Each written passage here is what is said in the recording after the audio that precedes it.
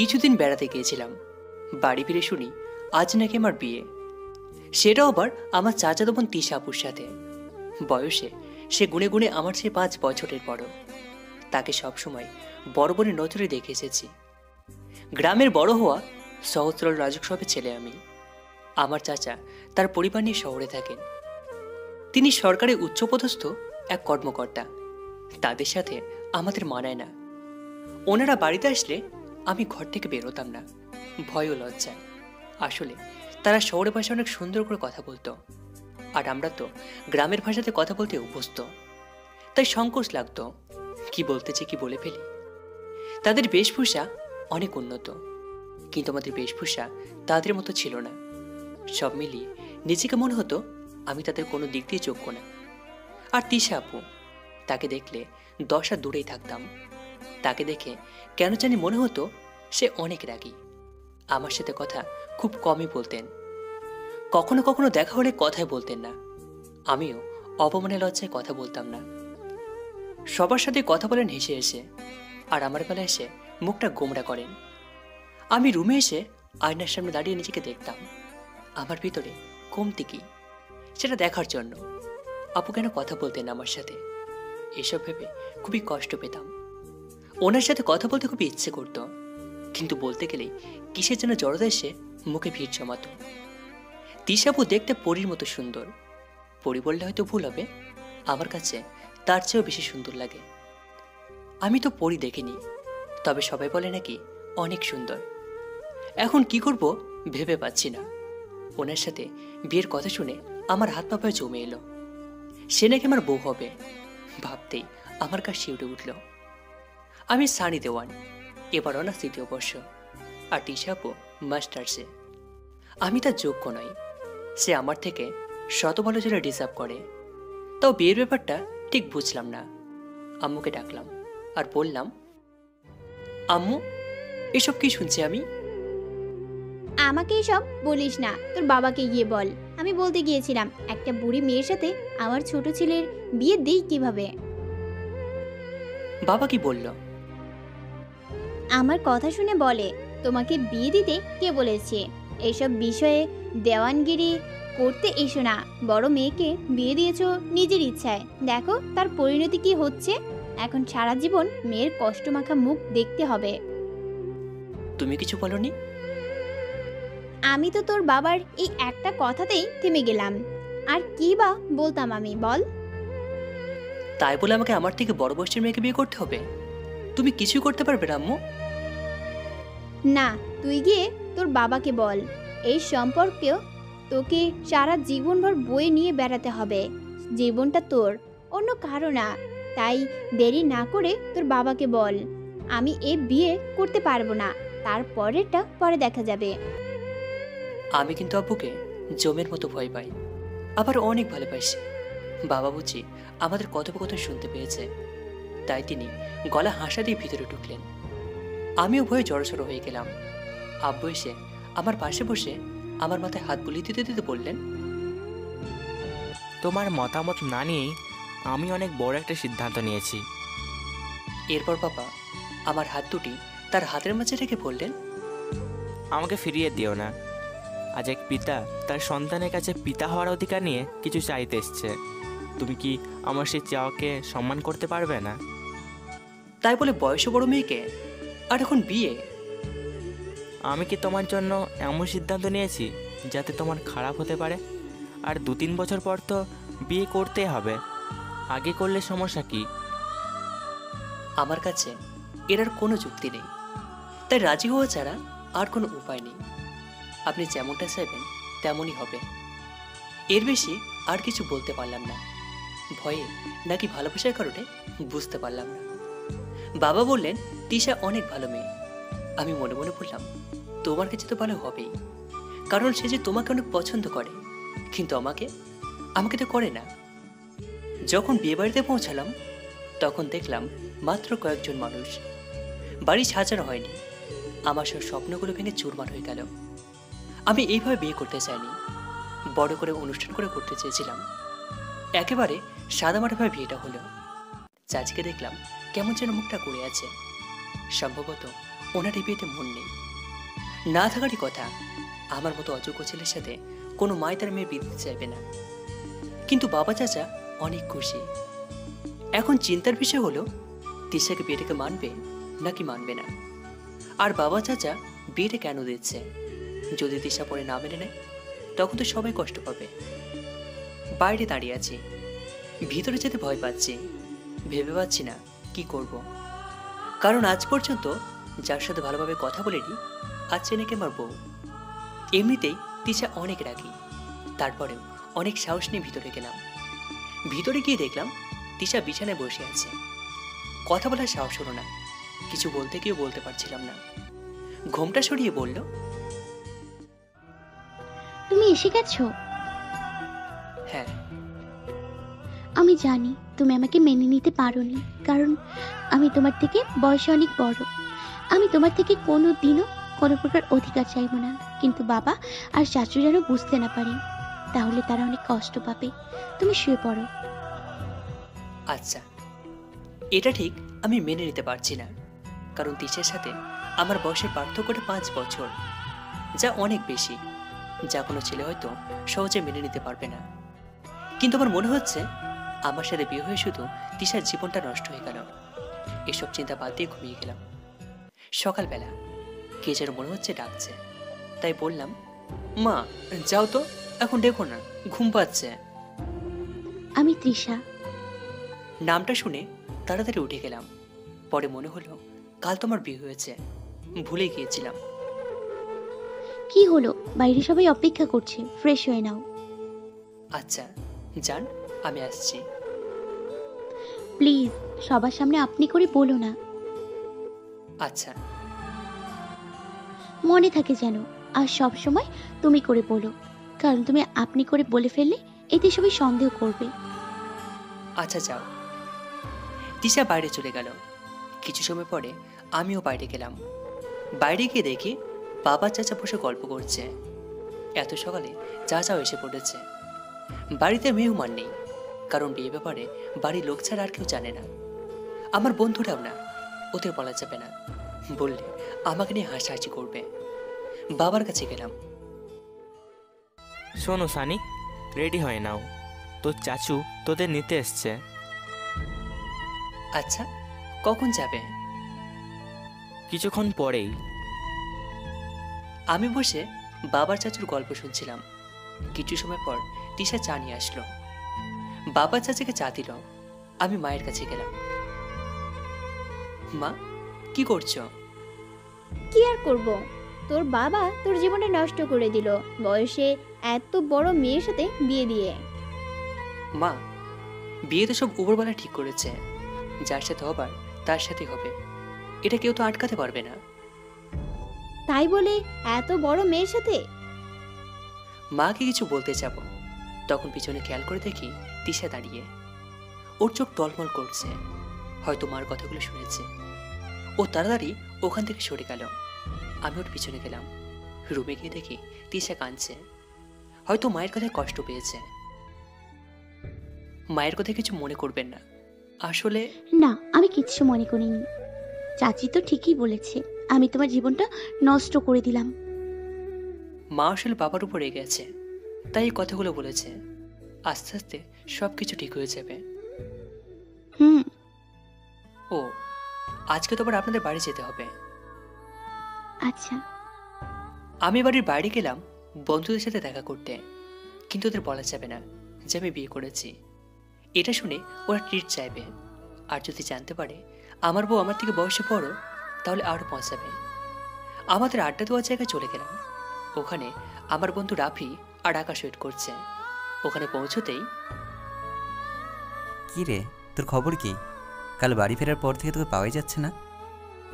আসলে খুব ক্লান্ত ছিলাম, তাই। ক্লান্ত তো আমরাও ছিলাম, তাই বলে আর দেখা করবি না? আর তোর ফোনটাও তো বন্ধ। সরি। আমরা তো মনে করেছিলাম তুই হয়তো বেঁচেই নেই, তাই তো তোকে দেখতে যাচ্ছিলাম, আর তার আগে তুই এসে গেলি। যাক, বাড়ি না গিয়ে ভালোই হয়েছে, না হলে সব কিছু জেনে যেত। তোরা আমাকে এত মিস করছিলিস? আরে না, তুই মরলে তো তোর বাড়িতে মৃত্যুবার্ষিকীতে ভালো মতো খাওয়া যেত। তাই শিওর হতে যেতাম তুই মরেছিস কি না। তোরা বন্ধু না আর কিছু? আমি মরে গেলে তোদের সমস্যা নেই, তোরা আছিস ভালো মন্দ খাওয়া নিয়ে। দাঁড়া, আজ তোদেরকে আমি দেখাচ্ছি। একটা লাঠি হাতের কাছে পেয়ে যখন ওদের কিছু বলবো, শয়তান দুটো পালিয়ে গেছে। এই বেস্ট ফ্রেন্ডগুলো এমনি হয়। একবার আমি অসুস্থ হয়ে হাসপাতালে ছিলাম, ওরা আমাকে দেখতে গিয়েছিল। সেখানে গিয়ে আমি কেমন আছি না জিজ্ঞাসা করে বলে নার্সগুলো দেখতে কেমন। এদের জন্য মনে হয় দুনিয়া ছেড়ে দিই। আজ আর আড্ডা দেওয়া হলো না, তাই কি করব ভাবছিলাম। হঠাৎ ফোনটা বেজে উঠল। নাম্বারটা দেখে 12টা বেজে গেল। মনে মনে ভাবছি এ আবার কেন ফোন দিচ্ছে। ফোনটা ধরবো কিনা সেটাই ভাবছি। যদি না ধরি তাহলে আবার এক সমস্যা হবে, ধরলেও আর এক সমস্যা। কি করব সেটাই ভাবছি। শেষে ভাবলাম ফোনটা ধরি, যা হবার পরেই দেখা যাবে। ফোনটা ধরতেই ওপাশ থেকে বলল, সানি, একটা বড় সমস্যা হয়ে গেছে। কি হয়েছে? আসলে আনিকা ব্রেকআপ করে দিয়েছে। খুব ভালো হয়েছে। তুই এমনটা বলতে পারলি? আমি ছেঁকা খেলাম আর তুই মজা পাচ্ছিস। এই মেয়েদের মতো কাঁদা বন্ধ কর। এটা আবার নতুন কি? এই নিয়ে 15 বার চাকা খেলি। এসব প্রেমের চিন্তা বাদ দিয়ে পড়ায় মন দে। এখন ডাকি, আমার কাজ আছে। ফোনটা কেটে দিলাম। মনির আমার বন্ধু, এই নিয়ে 15 বার চাকা খেলো। বেচারার কোনো গার্লফ্রেন্ডই টেকে না, নয় ব্রেকআপ হয়ে যায় না হয় বিয়ে। তাই বেচারা থেমে থাকে না, নতুন কাউকে খোঁজে। আমি ওকে অনেকবার বলেছি এসব বাদ দিয়ে পড়াশোনায় মন দিতে, কিন্তু ও তা করে না। অনেক সময় হয়ে গেছে, বাড়ি ফিরতে হবে। বাড়ি ফিরে আমার রুমে গেলাম। রুমে গিয়ে দেখি তিশা বসে আছে। কোথায় ছিলে এতক্ষণ? বন্ধুদের সাথে দেখা করতে গিয়েছিলাম। ফোনটা নিয়ে যাবে তো? কতবার ফোন দিয়েছি। সরি, মনে ছিল না। তাড়াতাড়ি রেডি হয়ে নাও, এখন আমাদের বাড়িতে যেতে হবে। বাবা এমনিতেই তোমার উপর রেগে আছে, ফোনে পাইনি বলে। চাচু রাগ করেছে? তোমার শ্বশুরের কথা বলিনি, তোমার বাবার কথা বলেছি। কি? আগে বলবেন তো। তোমাকে না বলেছি সব সময় তুমি করে বলতে, যাতে সবার সামনে আপনি বলে না ফেলো। সরি, মনে ছিল না। তুমি যাও, আমি আসছি। চাচু মানে শ্বশুর মশাইয়ের সাথে শ্বশুর বাড়িতে গেলাম। সেখানে চাচির আগের দিনের মতো মুখটাকে বাংলার পাঁচের মতো করে রেখেছে। তিশা আমাকে তার রুমে নিয়ে গেল। তিশা আপু, চাচি মনে হয় বিয়েতে খুশি হয়নি। তিশা আমার দিকে রাগীভাবে তাকালো। কি বললি? রাগ করছো কেন? আমি শুধু জানতে চেয়েছি চাচি বিয়েতে রাজি ছিল কিনা। তার আগে কি বললি? তিশা আমি এখন তো বউ, আর একবার যদি এই কথা বলেছিস তোকে আমি। আরে মুখ ফসকে বেরিয়ে গেছে। এই ভুল আর যেন না হয়। আচ্ছা, আর হবে না। ফ্রেশ হয়ে রেস্ট নে। বলেই বাইরে চলে গেল। হঠাৎ করে আগে রূপ কেন ধরেছিল? এর আগে স্বভাবের কারণে আগে কথা বলতে ভয় পেতাম। একদিনে ভেবেছিলাম অভ্যাসটা মনে হয় আর নেই, কিন্তু এখন দেখছি সেটা রয়েই গেছে। কিছু সময় পর তিশা কিছু খাবার নিয়ে ফিরে এলো। আমিও খাবার খেয়ে নিলাম। তারপর রুমে বসে আছি, একা সময় কাটছে না। আমার ভাগ্যটা খুবই খারাপ। তিশার একটা বোন নেই, মানে আমার একটা শালিকা নেই, তাই বেকার সময় কাটাচ্ছি।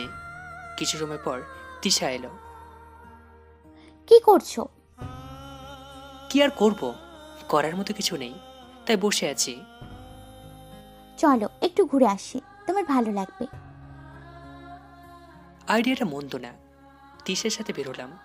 আমরা একটা পার্কে গেলাম, কারণ শহরে তো পার্ক ছাড়া আর সবুজ কোনো জায়গা নেই। সেখানে জোড়ায় জোড়ায় কাপল, কেউ প্রেমিক প্রেমিকা, নয়তোবা স্বামী স্ত্রী। আমরা দ্বিতীয় দলের। আমরা গিয়ে একটা নির্জন জায়গায় বসলাম। তিশা, বললে না তো চাচি এই বিয়েতে রাজি ছিল নাকি? না, মা ছিল না। মা চেয়েছিল তার বড়লোক বান্ধবীর ছেলের সাথে আমার বিয়ে হোক। তাহলে তাকে বিয়ে করলে তো ভালোই হতো। এটা বলি তিশা আমার দিকে রাগীভাবে তাকালো। ছেলেটা ভালো না, নেশা করে। একেবারে বাবা মার অবাধ্য। যখন চাচু এটা জানতে পারে মা তার বান্ধবীর ছেলের সাথে আমার বিয়ে দিতে যাচ্ছে, তখন বাবা আর চাচু মিলে তোমার সাথে আমার বিয়ে ঠিক করে। এটা নিয়ে ঝামেলাও হয়েছে। তুমি তো এখানে ছিলে না, তাই জানো না। এই জন্য চাচি মুখের অবস্থা ওই রকম করে রেখেছে। কি রকম? মানে কেমনের মুখের মধ্যে কালি মাখিয়ে দিয়েছে। কি বললে? বলেই কিল খুশি শুরু। কি মেরে বাবা, কখন কি করবে কিছুই বোঝা যায় না। কিছুক্ষণ আগে নরম ছিল, আরে এখন না বলাই ভালো। ভাগ্যে সে বলিনি, আমি একে বিয়ের সময় মেনে নিয়েছি। এমনিতে বলেছে আমার উপর অধিকার খাটাবে না। যদি বাসরাতে বলতে মেনে নিয়েছি, তাহলে এতক্ষণ মনে হয় মেরে ফেলতো। তিশা, এভাবে মারিস না, দুলাভাই বেচারা মরে যাবে। পিছন থেকে কোনো মেয়ে বলল। পিছনে তাকিয়ে দেখি একটা মেয়ের সাথে আরেকজন ছেলে। মেয়েটিকে দেখে তিশা মারা ছেড়ে দিয়ে দাঁড়িয়ে গেল। আরে দিশা, তুই এখানে?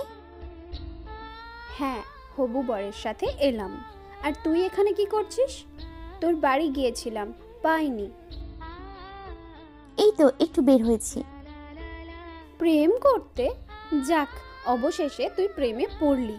কিন্তু তোর বয়ফ্রেন্ডকে দেখতে পিচ্চি পিচ্চি মনে হচ্ছে। মেয়েটা আমাকে পিচ্ছি বলছে, এতে আমার খুব রাগ হলেও কিছু বলতে পারলাম না। হ্যাঁ, ও আমার থেকে বয়সে ছোট। তার মানে সিনিয়র জুনিয়র প্রেম? আচ্ছা, তোরা প্রেম কর, আর এই নে আমার বিয়ের কার্ড। ঠিক সময় তোর বরকে নিয়ে চলে আসিস। আর আমি তোর মতো না যে লুকিয়ে বিয়ে করে নেব, বেস্ট ফ্রেন্ডকে বলবো না। তুই জানলি কেমন করে আমার বিয়ে হয়েছে?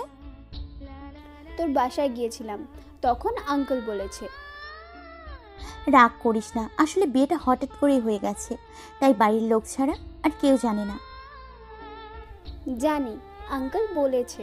আর আমার বিয়ের আর মাত্র কিন্তু 15 দিন আছে। তুই তোর বরকে নিয়ে 2 দিন আগেই চলে আসবি। তোকে ছাড়া আমার কিন্তু একটুও ভালো লাগবে না। আচ্ছা, আসবো। তারপর তিশার ফ্রেন্ড তার হবু বরের সাথে আমাদের পরিচয় করিয়ে দিল। কিছু সময় পর আমরা বাসায় ফিরে এলাম। বাসায় ফিরতেই চাচার ডাক পড়ল। আমরা দুজন চাচার কাছে গেলাম। কিরে, তোরা কোথায় গিয়েছিলিস? সানি ঘরে বসে বোর হচ্ছিল, তাই বেড়াতে গিয়েছিলাম। তোর বান্ধবী এসেছিল। কথা হয়েছে ওর সাথে? আচ্ছা যা তো, আমাদের জন্য চা নিয়ে আয়। তিশা চা নিতে চলে গেল। আমি চাচার পাশে গিয়ে বসলাম। বসে বসে গল্প করছি। এমন সময় তিশা চা নিয়ে এলো। গল্প শেষে সবাই একসাথে ঘুমিয়ে গেলাম। পরের দিন আমরা ফিরে এলাম। এই কয়েকদিনে আমাদের সম্পর্কে অনেক পরিবর্তন এসেছে। আমাদের মধ্যে একটা বন্ধুত্বপূর্ণ সম্পর্ক হয়ে গেছে। আমার মনে হচ্ছে আমি ধীরে ধীরে তিশার প্রতি দুর্বল হয়ে পড়েছি, আর তিশাও। কারণ আগে ঘুমানোর সময় মাঝে কোলবালিশ রেখে ঘুমতো, কিন্তু এখন আর সেটা দেয় না। এখন বাড়ির বাইরে থাকলে বারবার ফোন করে জিজ্ঞাসা করে যে আমি কোথায় আছি, আর বলে মা নাকি জানতে চেয়েছে, তাই সে আমাকে ফোন করেছে। কিন্তু আমি জানি মা এসব বলেনি। আমি মনে মনে ভাবি ঠিকমতো মিথ্যাটা বলতে পারে না। বিয়ের প্রায় 1 মাস হয়ে গেছে। 1 মাসে ওকে ভালোবেসে ফেলেছি। খুব তাড়াতাড়ি বলে দেবো ওকে কাল ওর জন্মদিন, আর কালই বলে দেবো আমার মনের কথাটা। অনেক রাত হয়ে গেছে, তাই ঘুমানোর দরকার। অনেক সময় ঘুমন্ত দেশকে দেখছি সকালবেলা। এই ওঠো। উঠছি। তাড়াতাড়ি ওঠো। কিছু বলবে? আজ কত তারিখ? আজ তো 29 তারিখ। তুমি কিছু বলবে না? কি বলবো? তিশা মন খারাপ করে ফেলেছে। ও মনে পড়েছে, আজ ক্লাস আছে, ভার্সিটিতে যেতে হবে। ও তাহলে যাও। তিশা মন খারাপ করে ফেলেছে। ও আশা করেছিল ওর জন্মদিনের শুভেচ্ছা জানাবো, কিন্তু আমি এমন করেছি যে আমার মনেই নেই। তাই তিশা রাগ করে চলে গেল। কিন্তু আমি যে এভাবে ওকে উইশ করবো না। আজ রাতে সব কিছু জানাবো। ফ্রেশ হয়ে দেখি চাচু, বাবা, মা সবাইকে জন্মদিনের শুভেচ্ছা জানাচ্ছে। আজকে তিশার জন্মদিন। আমি এমন ভাব করলাম যেন কিছুই জানি না। কেন, তোর মনে নেই? না। তিশা রাগ করে ওখান থেকে চলে গেল। যাওয়ার পর বাবাও চলে গেল। বাবা চলে গেলে চাচু আমার কাছে এলো। সানি, তুই ঠিক করিসনি। জানিস তিশা কত আশা করেছিল তুই সবার আগে ওকে উইশ করবি। তার জন্য ভোর থেকে তোর ঘুম ভাঙার ওয়েট করছে, আর তুই ওকে কষ্ট দিলি। আমার মনে আছে তো। তাহলে ওকে উইশ করলি না কেন? করব, কিন্তু অন্যভাবে। তুমি ঠিক বুঝবে না। আমি মায়ের কাছে গেলাম। মা, খিদে পেয়েছে। তোর খাওয়া আজ বন্ধ। কেন? আমি কি করলাম? তোর জন্য আমার বৌমাটা রাগ করেছে। মা, তোমার কিছু হয়েছে নাকি? কিছুদিন আগে তো সহ্যই করতে পারছিলে না, এখন কি এমন হলো? সেটা আগেরটা, এখন সব মেনে নিয়েছি। কি আর করার, বাড়ির সবাই তিশার পক্ষে চলে গেছে, আমি একা হয়ে গেছি। কিন্তু আমি এতে খুশি হয়েছি, এই ভেবে যে মা সবকিছু মেনে নিয়েছে। কারণ 2 দিন ধরে দেখছি মা তিশার সাথে আগের মতো গল্প করছে, যেমনটা আগে করত। কারণ মা তিশাকে আগেও মেয়ের মতো ভালোবাসত, শুধু মাঝে রাগ করেছিল। আমি সবকিছুর প্রস্তুতি নিচ্ছি। আমার রুমটাকে ভালোভাবে সাজালাম। তিশা সারাদিন রুমে আসেনি, তাই সহজে করতে পেরেছি। ওকে দেখে মনে হলো অনেকটা রেগে আছে, তাই কথা বলার চেষ্টাও করিনি। রাতে খাবার শেষ করে আমি রুমে চলে এলাম। সবকিছু ঠিক করে রুমের লাইটটাকে বন্ধ করে দিলাম। এখন তিশার আসার অপেক্ষা। কারোর আসার আওয়াজ পাচ্ছি, হয়তো তিশা। তিশা এসে রুমের দরজা খুলতেই উপরে ফুলের বৃষ্টি হচ্ছে। তিশা দেখলো চারিদিকে মোমবাতি জ্বলছে, আর তার মাঝে দাঁড়িয়ে আছি আমি। তিশা অনেক অবাক হয়েছে, ধীরে ধীরে আমার দিকে এগিয়ে এলো। আমি হাঁটু গেড়ে ওর সামনে বসলাম, হাতে কিছু গোলাপ ফুল নিয়ে বললাম, আমি জানি না কাউকে কিভাবে মনের কথা বলতে হয়। আমি এর আগে কাউকে বলিনি, আজ তোমাকে বলছি। এতদিন তোমার সাথে থাকতে থাকতে তোমাকে ভীষণ ভালোবেসে ফেলেছি, তাই তোমার জন্মদিনেই তোমাকে মনের কথাটা জানালাম। তুমি হয়তো মনে করেছিলে তোমার জন্মদিনের কথা আমি ভুলে যাব, কিন্তু আমি ভুলিনি। শুভ জন্মদিন। তিশা আমার হাত থেকে ফুলগুলো নিল। আমি দাঁড়িয়ে গেলাম, আমার মনে হচ্ছে ও না করে দেবে, কিন্তু ও আমাকে জড়িয়ে ধরল আর বলল, আমি তো ভেবেছিলাম তুমি আমাকে কখনো মেনে নেবে না, কারণ আমি তোমার থেকে 5 বছরের বড়। বড় তো কি হয়েছে, তুমি আমার বউ। কিন্তু আমার উত্তর তো পেলাম না। সব কথা কি মুখে বলতে হবে? তা ঠিক, তাহলে অপূর্ণ কাজটিকে পূর্ণ করা যাক। কোন কাজ? যেটা প্রথম রাতে হওয়ার কথা ছিল। কিছু বলল না, শুধু লজ্জায় বুকের মধ্যে মুখ লুকালো। যাক, অবশেষে অপূর্ণ কাজটিকে পূর্ণ করা হলো। সকালবেলা ঘুমিয়েছিলাম, মনে হলো কেউ মুখের মধ্যে পানি দিচ্ছে। চোখ খুলে দেখি তিশা। তাড়াতাড়ি ওঠো। আর একটু ঘুমোতে দাও। না, অনেক ঘুমিয়েছো, এখন ওঠো। আচ্ছা, উঠছি। উঠে ফ্রেশ হয়ে নিলাম। রুমে এসে দেখি তিশা ব্যাগ কাপড় গোছাচ্ছে। কি হয়েছে, কাপড় গোছাচ্ছ কেন? তোমার মনে নেই দিশার কথা? ওই যে তোমার ফ্রেন্ড। হ্যাঁ, এখন রেডি হয়ে নাও, আমাদের যেতে হবে। ওকে। দুজনে বেরিয়ে পড়লাম। তিশার ফ্রেন্ডের বাসা বেশি দূরে ছিল না, 2 ঘন্টার মধ্যেই সেখানে পৌঁছে গেলাম। সেখানে পৌঁছতেই গেটের সামনে দেখি তিশার বান্ধবী দাঁড়িয়ে আছে। এসে গেছিস তাহলে? সেই কখন থেকে ওয়েট করছি। এখন বাইরে দাঁড় করিয়ে রাখবি নাকি? ও সরি, চল। দিয়ে আমাদের ভিতরে নিয়ে গেল। ভিতরে কিছু মেহমান, বিয়ে, তাই আসা শুরু হয়ে গেছে। দিয়ে আমাদের ছাদে নিয়ে গেল। সেখানে কয়েকজন পুরুষ আর মহিলা বসে আছে। মা, দেখো কে এসেছে। কে? তিশা এসেছে। মহিলাটি আমাদের দিকে এগিয়ে এলো। আরে তিশা, এতদিন পর? দিয়ার বিয়ে না থাকলে মনে হয় আসতিসই না। আমাদের তো আপন ভাবিস না, ওই জন্য না দেখা করে থাকতে পারতিস। আন্টি, আসলে সময় হয়নি, তাই আসা হয়নি। এখন তোকে বেশি প্রয়োজন, তোর বান্ধবীর বিয়ে, তোকে তো তার সাথে থাকতেই হবে। আর এটা কে? দিয়ার মা আমাদের দেখিয়ে বলল। বলার সাথে সাথে তিশা মাথা নিচু করলো, সম্ভবত লজ্জায়। আর ওদিকে দিয়ার মা উত্তরের জন্য অপেক্ষা করছে। মা, তুমি জানার পরেও বেচারিটাকে কেন লজ্জায় ফেলছো? তাহলে এটাই তিশার স্বামী? কিন্তু দেখতে বাচ্চা মনে হয়। মা, আমি তাহলে ওদের রুম দেখিয়ে দিই। আচ্ছা, নিয়ে যা। দিয়া আমাদের একটা রুম দেখিয়ে দিয়ে গেল, বলল ফ্রেশ হয়ে নিতে। দিয়া যেতেই আমার এখানে আসা ঠিক হয়নি। কেন? দেখো না, সবার সামনে আন্টি আমাকে বাচ্চা বলল। বাচ্চাকে বাচ্চা বলবে না তো কি বলবে? আমি বাচ্চা না তো কি? দাঁড়াও দেখাচ্ছি। তিশাকে টান দিয়ে নিজের কাছে আনলাম আর ঠোঁটের সাথে ঠোঁটটাকে লাগিয়ে দিলাম। 1 মিনিট পর ফ্রেশ হয়ে নিতে বলেছি, প্রেম করতে নয়। এটা রাতেও করতে পারবি। পিছনে তাকিয়ে দেখি দিয়া হাতে একটা ট্রেতে 2 গ্লাস শরবত নিয়ে এসেছে। প্রেম করতে চাইলে দরজাটা লাগিয়ে দাও, এটা বিয়ে বাড়ি। তুই এখানে? মা পাঠিয়েছে, বলল তোর বান্ধবী আর তার স্বামীর জন্য শরবত নিয়ে যা।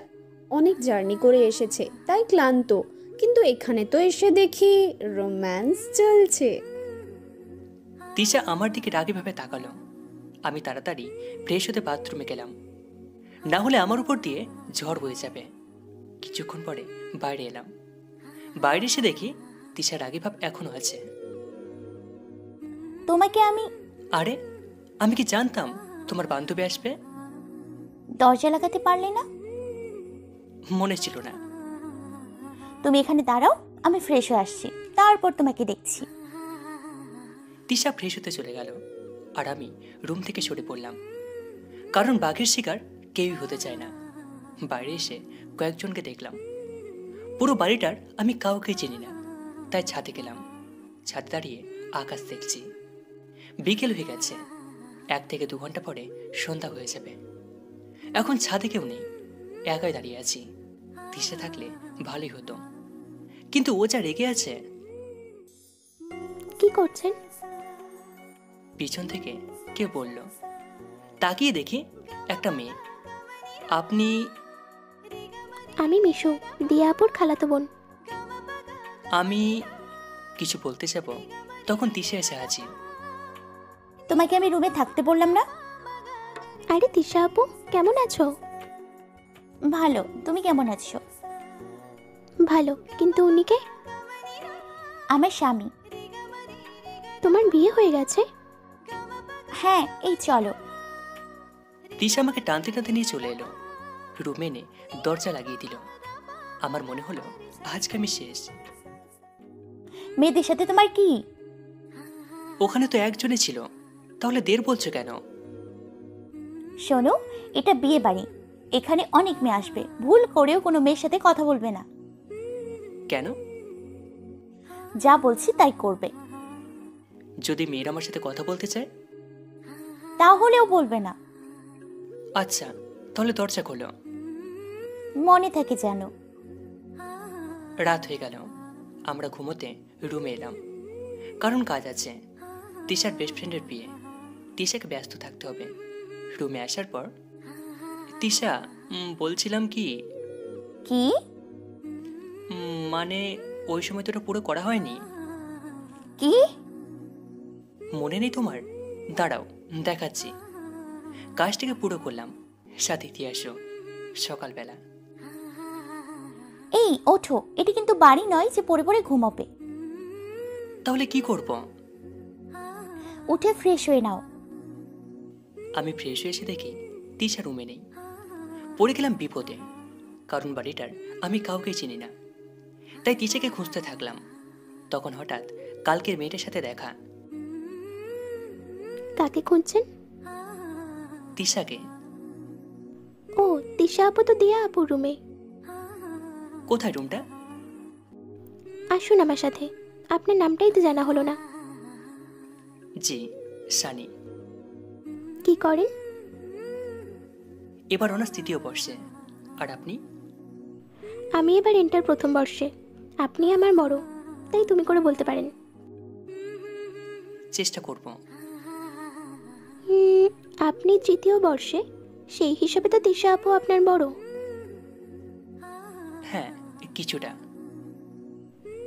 আপনাদের কি লাভ ম্যারেজ? না, কিন্তু তিশাকে আগে থেকে জানতাম। কিভাবে? তিশা আমার চাচার মেয়ে। ও, মিশু আমাকে দিয়া রুমে নিয়ে গেল। গিয়ে দেখি তিশা সেখানে। আমাকে দেখে তিশা বলল, তুমি এখানে? না, মানে তোমাকে খুঁজছিলাম।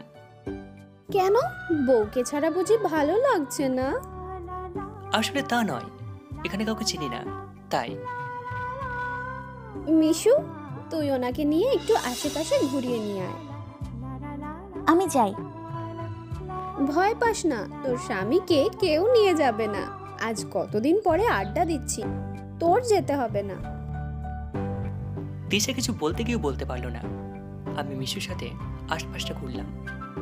সারাদিন তিশা তার বান্ধবীর সাথে ছিল, আমার সাথে তেমন কথা হলো না। বিকেলের দিকে গায়ে হলুদের অনুষ্ঠান শুরু হলো। তখন থেকে তিশা আমার সাথেই ছিল, 1 মিনিটও দূরে যেতে দেয়নি। পরের দিন সবাই সাজতে ব্যস্ত, কারণ আজকে বিয়ে। আমি রুমের মধ্যে রেডি হচ্ছি, তখন তিশা এসে হাতে একটা শাড়ি দিল। এটা দিয়ে আমি কি করব? আমাকে পরিয়ে দেবে? আমি শাড়ি পরাবো? তাই নয় তো কে? আমি তো তাই বললাম, আমি পরাবো। রেগে গেলে আবার সমস্যা, তাই শাড়িটাকে পরিয়ে দিলাম। তিশা হালকা সাজলো, এতে ওকে অনেক সুন্দর দেখাচ্ছে। আমরা বাইরে এলাম। তিশা আমার হাত ধরল। শোনো, হাত ছাড়বে না কিন্তু। কেন? আমি কি ছোট বাচ্চা নাকি?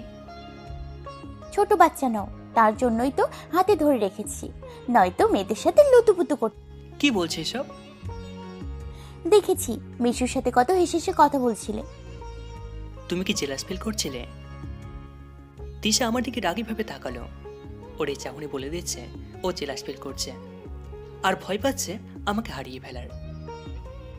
রাগলে না তোমাকে অনেক সুন্দর লাগে। তুমি কথা ঘোরানোর জন্য এটা বলছো? তোমাকে মেকআপ ছাড়া ওই ময়দা সুন্দরীতে থেকে অনেক ভালো লাগে। তিশা আর কিছু বলল না। কিছুক্ষণ পরে বরযাত্রী এলো। তিশা ওর বান্ধবীর কাছে গেল। আমি দাঁড়িয়েছিলাম, তখন মিশু এলো। ওর সাথে কথা বলছি, তাও সাবধানে, কারণ তিশা দেখলে আমার 12টা বাজিয়ে দেবে। কিছুক্ষণ পরে তিশা মেসেজ দিল, সাথে যেতে বলল। গিয়ে দেখি তিশা এখনো আসেনি। একটু পর তিশা ছাদে এলো। কি জন্য ডেকেছ? তোমাকে না বললাম কোনো বেশ কথা না বলতে? তুমি দেখে ফেলেছ? হ্যাঁ, তার জন্যই তো ডাকলাম। আর বাড়ি থেকে মা ফোন করেছিল। কেন? আজ এই বাসে ফিরতে, বাবা এক কাজে সিলেট যাবে, আর মা বাড়িতে একা থাকবে, এর জন্য। ও, তোমার বান্ধবী তোমাকে যেতে দেবে? হ্যাঁ, কিন্তু বিয়ে শেষ হওয়া পর্যন্ত থাকতে হবে, বিদায়ের আগেই চলে যাব। ওকে। তিশার আমি ছাদে বসে গল্প করছিলাম, কারণ নিচে কোলাহল। তিশা আর আমার এই কোলাহল একদম পছন্দ নয়। ছাদে থাকা একটা বেঞ্চে বসেছিলাম। তিশা আমার কাঁধে মাথা রেখেছে। আচ্ছা, আমাদের বেবি হলে তার নাম কি রাখবে? তুমি আবার বাচ্চা নিয়ে পড়লে কেন? দিয়া চাচাতো ভাবির একটা বেবি আছে, দেখতে কি কিউট। তো আমার যদি অমন একটা কিউট ছেলে বেবি থাকতো। তুমি চাও তাড়াতাড়ি বেবি হোক? হ্যাঁ, মা বলেছিল তুমি বেবি পছন্দ করো। হ্যাঁ, করি। বেবি থাকলে তো তুমি আর আমাকে ছেড়ে যাবে না। মানে? আমি তোমার থেকে 5 বছরের বড়, তাই তুমি যদি কোনোদিন ছেড়ে যাও, বেবি থাকলে তার জন্য হলে আমাকে ছেড়ে যাবে না। পাগলি, আমাকে হারানোর ভয় পায়। হ্যাঁ। বলে 2 হাত দিয়ে আমার গলা জড়িয়ে ধরল। ভয় পেও না, সারা জীবন আমি তোমারই থাকবো। তিশা আমাকে জড়িয়ে ধরে আছে। তখন একটা আওয়াজ আসলো। আপনি এইখানে? আপনি আমার পেছনে পড়ে আছেন কেন? কি হয়েছে তিশা? এই ছেলেটা কখন থেকে আমার পেছনে পড়ে আছে। কেন ভাই, আপনার কি সমস্যা? আপনি আমার ওয়াইফের পেছনে পড়ে আছেন কেন? উনি বিবাহিত? কেন ভাই, দেখে বলছেন না? ছাদে যেখানে কেউ নেই সেখানে একটা ছেলে আর একটা মেয়ে বসে কথা বলছে। এটা হয় দুটো হতে পারে, প্রেমিক প্রেমিকা নয় স্বামী স্ত্রী। সরি, ভুল হয়ে গেছে। এটা বিয়ে বাড়ি। আমার জানা মতো এই বাড়িতে যত মেয়ে আছে সবাই বিবাহিত। তাই মেয়েদের পিছনে পড়ে না থেকে বিয়েটাকে এনজয় করুন। ছেলেটা চলে গেল। আমার রাগটা এখনো কমেনি। রোমান্টিক মুডে ছিলাম, ছেলেটা এসে সব কিছু নষ্ট করে দিল। বিয়ে শেষে বিদায়টাকে আমরা চলে এলাম, কারণ মা বাড়িতে একাই ছিল। আমাদের সময় ভালোবাসা চলতে থাকলো। আমাদের মধ্যে ভালোবাসার কোনো কম ছিল না। বিয়ের 1 বছর হয়ে গেছে, তবু আমাদের মধ্যে কোনো ঝগড়া হয়নি। অনেক সুখী দিন কাটছিল, কিন্তু এটা বেশি দিন থাকলো না। আমাদের মাঝে তৃতীয় ব্যক্তি আসলো, যার জন্য তিশা আমাকে ভুল বুঝে আর আমার থেকে অনেক দূরে চলে যায়। ওই তৃতীয় ব্যক্তি ছিল মিশু, যার সাথে 1 বছর আগে বিয়েতে দেখা হয়েছিল। একদিন ভার্সিটি থেকে বাড়ি ফিরছিলাম, হঠাৎ পিছন থেকে কেউ ডাক দিল। পিছনে তাকিয়ে দেখি একটা মেয়ে। কখন থেকে ডাকছি শুনতে পাননি? কে আপনি? আমি মিশু, আপনার মনে নেই দিয়া আপুর বিয়ের সময় দেখা হয়েছিল? ও হ্যাঁ, মনে পড়েছে। তিশা আপু কেমন আছে? ভালো, কিন্তু তুমি এখানে? আমি ট্রান্সফার নিয়ে এখানকার কলেজে এসেছি। ও, কিছুক্ষণ কথা হলো। সেদিন আমার নাম্বারটাও নিয়েছিল, মাঝে মাঝে ফোন করতো। একদিন ফোন করেছিল, কিন্তু ফোনটা আমি না ধরে তিশা ধরেছিল। কিন্তু মিশু কথা না বলে ফোনটা কেটে দেয়। সেদিন ঝগড়া হয়। এই মিশুটাকে? কেন, তোমার মনে নেই তোমার বান্ধবীর বোনের বিয়েতে দেখা হয়েছিল? তোমার নাম্বারও পেলো কিভাবে? কয়েকদিন আগে দেখা হয়েছিল, সেদিন নাম্বারটা নিয়েছিল।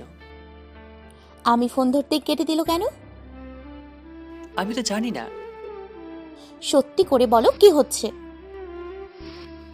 তুমি আমাকে সন্দেহ করছো? না, আমি শুধু জানতে চাচ্ছি। মনে করেছিলাম সমস্যা ওখানে শেষ, কিন্তু ধীরে ধীরে সমস্যা বাড়তে থাকে। বারবার ঝগড়া হতে থাকে। একদিন রাগের মাথায় থাপ্পড় মেরেছিলাম, পরে বুঝতে পেরে মাপ চেয়েছিলাম। ওকে বোঝানোর পর সমস্যা কমে যায়। আগের মতো সবকিছু ঠিকঠাক চলতে থাকে। একদিন ভার্সিটিতে ছিলাম, তখন টিচার ফোন আসে, তাড়াতাড়ি বাড়ি যেতে বলে। একটা নাকি সারপ্রাইজ আছে।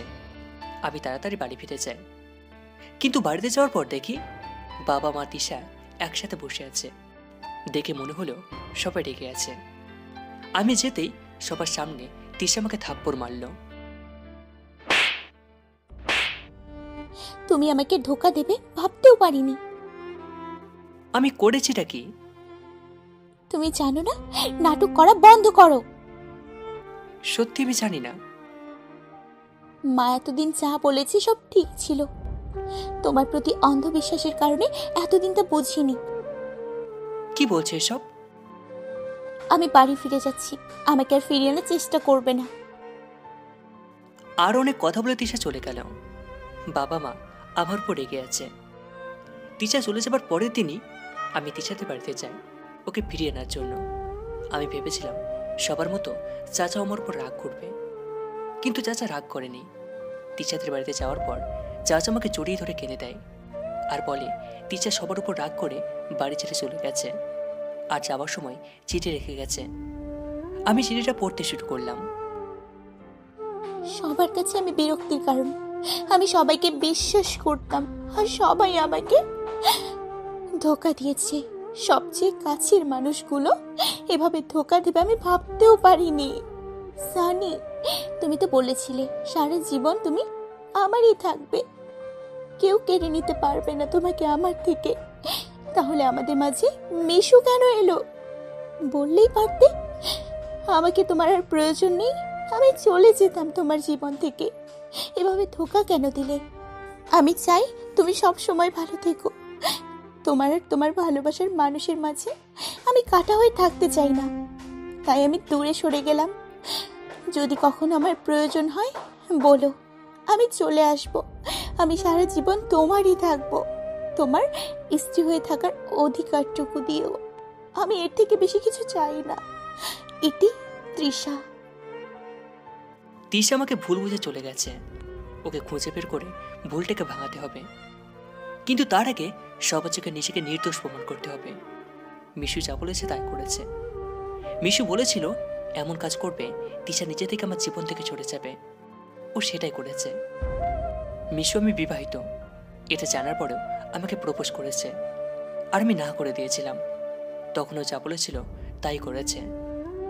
আমি মিশুকে ফোন করে আসতে বললাম। ওখানে মা, বাবা, চাচা, চাচি সবাই ছিল।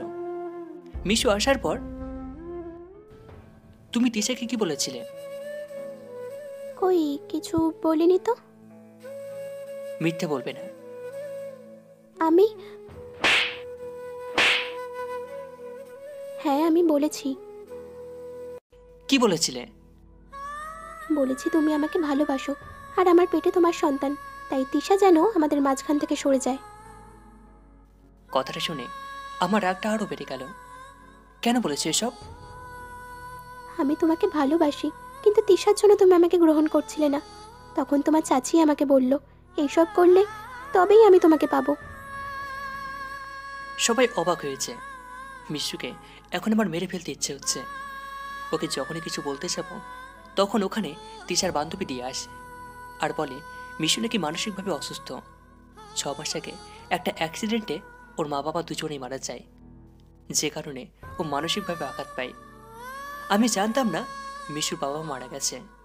এখন বুঝছি যতবার মিশুর সাথে দেখা হয়েছে তখন আজব ব্যবহার করেছে, তখন বুঝতে পারিনি। ওকে কিছু বলা যাবে না কারণ ও অসুস্থ।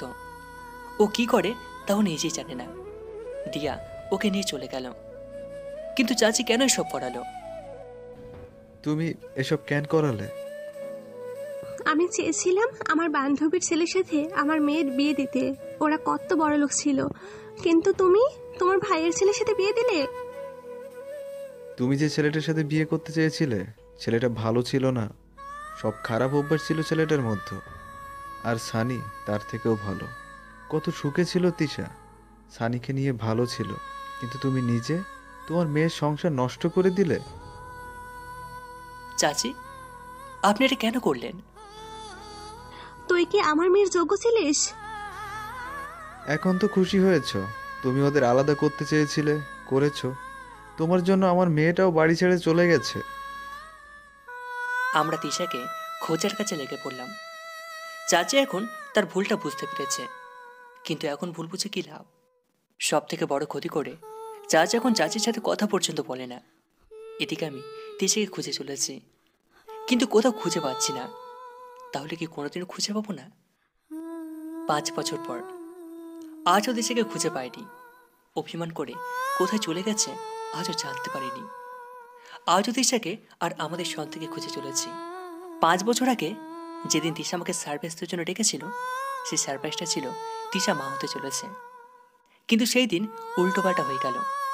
আমি খবরটা জানতে পারি তিশা চলে যাওয়ার 7 দিন পর, যখন আমি আলমারি চেক করছিলাম সেই কাগজটা ছিল। আমি পড়াশোনা শেষ করে একটা কোম্পানিতে ম্যানেজার হিসেবে আছি। সকালবেলা মা, আমি অফিসে গেলাম। সাবধানে যাস। বেরিয়ে পড়লাম অফিসে যাওয়ার জন্য। অফিসে পৌঁছানোর পর কেবিনে বসে কাজ করছিলাম, তখন বস ডেকে পাঠালো। স্যার আপনাকে ডাকছে। ও চাচা, কেমন আছেন? ভালো। চাচা, আপনাকে না বলেছি আপনি করে বলবেন না? আমি আপনার ছেলের বয়সী। ছেলেকে কেউ আপনি করে বলে, আমার নাম ধরে ডাকবেন। সবাই স্যার ডাকতে বলে আর তুমি নাম ধরে রাখতে বলছো? আমি সবার মতো না। আচ্ছা যাই, দেখি স্যার কি বলে। আমি স্যারের রুমে গেলাম। স্যার, আসতে পারি? Yes come. ডেকেছিলেন? হ্যাঁ, আপনাকে একটা প্রজেক্টের কাছে সিলেক্ট যেতে হবে। আমি যেতে পারবো না, আপনাকে একা যেতে হবে। ওখানে অফিসের দায়িত্ব আপনার, যতদিন আর প্রজেক্ট শেষ হচ্ছে। ওকে। আমি আমার কেবিনে চলে এলাম। স্যারের কথায় রাজি হয়ে গেলাম, কারণ সিলেট গেলে তিশাকে খুঁজতে পারবো। কারণ ও বলেছিল সিলেটের চা বাগান দেখার খুব ইচ্ছে, যদি ওখানে পাওয়া যায়। অফিস থেকে লাঞ্চ টাইমে ছুটি পেয়ে গেলাম, কারণ সিলেটে যাওয়ার জন্য জিনিসপত্র গোছাতে হবে। আমি বাড়ি পৌঁছে যখন কলিং বেল বাজালাম, তখন মা এসে দরজা খুলে দিল। আর অবাক হলো, কারণ কোনোদিন আমি এত আগে আসিনি। কি রে, আজ এত তাড়াতাড়ি চলে এলি? অসুস্থ নাকি? না, গোছগাছ করতে হবে এর জন্য। মানে? আগে ভিতরে যেতে দাও, তারপর বলি। আয় ভেতরে আয়। বাবা কোথায়? একটু বাইরে গেছে, এখনই এসে পড়বে। তাহলে বাবা আসলে একসাথে বলি। আমি ফ্রেশ হয়ে আসি। আমি ফ্রেশ হতে চলে গেলাম, ফ্রেশ হয়ে এলাম। বাবা এসেছে, একসাথে লাঞ্চ করতে শুরু করলাম। বাবা, আমাকে অফিসের কাছে সিলেট যেতে হবে। কতদিনের জন্য? প্রায় 2 মাস।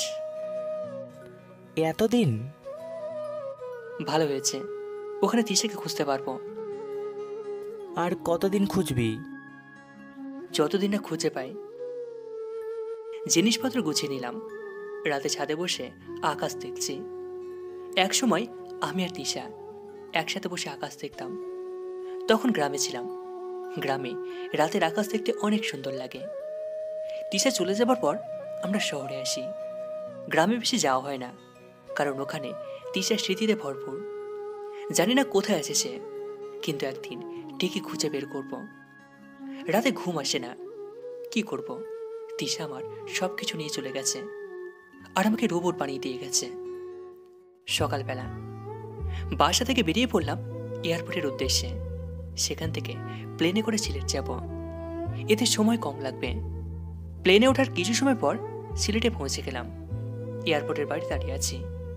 কোম্পানির গাড়ি আসার কথা, কিন্তু এখনো আসেনি। কিছু সময় পরে একটা গাড়ি এসে থামলো। গাড়ি থেকে একটা মেয়ে বেরিয়ে আসলো। সরি স্যার, দেরি হওয়ার জন্য। আপনি কে? এখানে?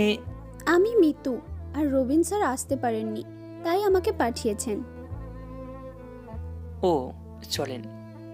গাড়িতে ওঠার পর, স্যার, আপনার নামটা যেন কি? আমাকে নিতে এসেছো আর আমার নাম জানো না? মনে হচ্ছে মাথা ফাটিয়ে দিই। নাম বলতে সমস্যা কোথায়? হ্যাঁ, আমাকে বকছেন? না। অফিসে চলেন। স্যার, এই মাত্র না এলেন, এখনই অফিসে যাবেন? তো সোজা অফিসে যাব। ওকে স্যার, এই অফিসে নিয়ে যাও। ড্রাইভারকে বলল। আমি অফিসে চলে এলাম। আমি অফিসে ঢুকতেই সবাই দাঁড়িয়ে গেল। হয়তো আশা করেনি। আমাকে দেখে রবিন এগিয়ে এলো। স্যার, আজই চলে এলেন? আজ রেস্ট নিতে পারতেন। আমি এখানে বসে থাকার জন্য আসিনি। আমার কেবিন কোথায়? সরি স্যার, আসুন। স্যার, এটা আপনার কেবিন, আর মিস মিতু আপনার পিএ। যতদিন এই প্রজেক্টে কাজ করবেন আপনাকে সাহায্য করবে। ওকে, যান। প্রজেক্টের ফাইলগুলো নিয়ে আসুন। Okay sir. কিছু সময় পর মিতু ফাইল নিয়ে এলো। এই ফাইল প্রয়োজন হলে ডাকবেন। আপনার কাজে যান এখন। মিতু বাইরে ও ডেস্কে গেল। সেখানে সাথে ওর বান্ধবী নেহা কাজ করে। কিরে, নতুন স্যার কেমন? একদম রোবট, আর সব সময় রাগী ভাব নিয়ে থাকে। আমার ওনাকে দেখে ভয় লাগে। আমি আগেই জানতাম। রবিন স্যার বলেছিল নতুন স্যার যে আসছেন উনি নাকি অনেক রাগী। আগে বলিসনি কেন? তোকে বলতে চেয়েছিল, তুই তো শুনিসনি। এর সাথে কাজ করব কিভাবে? এ তো রাগ দেখানো ছাড়া আর কিছুই পারে না। কি আর হবে, বেশি করলে যা হয়। আমি তো ভেবেছিলাম যা ভেবেছিলিস তার উল্টো। রবিন স্যারকে বলে আমার জায়গা অন্য কাউকে দিতে বল না। কেউ যাবে না, অফিসে ঢুকেই যা দিল তাতে কেউই রাজি হবে না। তাহলে আমি শেষ। অফিসে কিছু কাজ দেখলাম, তারপর মিতুকে ডেকে পাঠালাম, আর আমার জন্য কোথায় থাকার ব্যবস্থা করা হয়েছে সেখানে নিয়ে যেতে বললাম। মিতু আমাকে সেখানে নিয়ে গেল। স্যার, আপনি এখানেই থাকবেন, আর আপনার জন্য ইনি রান্না করবেন। আর কোনো প্রয়োজন হলে আমাকে কল করবেন, আমি পাশের কিছুটা দূরে থাকি। আপনার নাম্বারটা তো দিয়ে যান। ও সরি, এই যে। মিতু চলে গেল, আমি ফ্রেশ হয়ে নিলাম। রাতে ছাদে বসে আছি আর তিশার কথা ভাবছি। আর 15 দিন পরে আমার ষষ্ঠ বিবাহবার্ষিকী। ওকে অনেক মিস করছি। এগুলো ভাবতে ভাবতে ঘুমানোর জন্য রুমে আসলাম। সকালবেলা, আজ অফিস অফ ডে, তাই অফিসে যাওয়ার দরকার নেই। ঘুম থেকে উঠে একটু বাইরে গেলাম। নতুন জায়গা, কাল কিছুই দেখা হয়নি, তাই হাঁটতে বের হয়েছি। কিছু দূর হাঁটলাম, তখন দেখি একটা 6 থেকে 7 বছর বাচ্চা ছেলে রাস্তা পার হচ্ছে, কিন্তু গাড়ির জন্য পার হতে পারছে না। আমি পার করে দেব? না। তুমি তো পার হতে পারছো না। মা অপরিচিতদের সাথে কথা বলতে না করেছে। আচ্ছা। আঙ্কেল, পার করে দেন। একটু আগে না করলে? এখন না গেলে লেডি গুন্ডাটা অনেক মারবে। কে মারবে? লিজা, ওর জন্য চকলেট কিনতে এসেছিলাম। ও তাই, চলো তো দেখি কে লিজা। আমাদের ওপরের তলায় থাকে, পিচ্ছি মেয়ে শুধু আমাকে মারে। তুমি বড় হয়ে ওর কাছে মার খাও? আমি ওকে মারতে পারি না তো। শুধু হাসলাম ছেলেটার কথায়। ওই যে লিজা দাঁড়িয়ে আছে। তোমার নাম কি? জিসান। জিসান যে মেয়েটাকে দেখালো, ওকে দেখে 3 থেকে 4 বছরের মনে হয়। তিশা আর আমার সন্তান হয়তো এতটুকু হয়েছে। আমি কাছে যেতেই মেয়েটা আমার চারপাশ ঘুরে দেখছে। কি দেখছো? জিসান, এটা কে? ভালো আঙ্কেল, আমাকে রাস্তা পার করে দিয়েছে। তুমি আমাকে চেনো? না মামুনি। তোমায় কোথায় যেন দেখেছি। কোথায় দেখেছো মামুনি? ঠিক মনে পড়ছে না। আচ্ছা, পড়লে আমাকে বলো। তুমি কোথায় থাকো? ওই যে সামনে, ওইখানে। যেখানে অ্যানাকোন্ডা থাকে সেখানে? তোমাকে কে বলেছে ওখানে অ্যানাকোন্ডা থাকে? মিতু আন্টি, ওখানে না একটা বড় সাপ থাকে। ওই সাপ এর আগে ফুসফুস করে। মিতু আন্টি বলেছে? লিজা, জিসান কার সাথে কথা বলছো? অ্যানাকোন্ডার সাথে। স্যার, আপনি? হ্যাঁ, এদিকে আসলাম।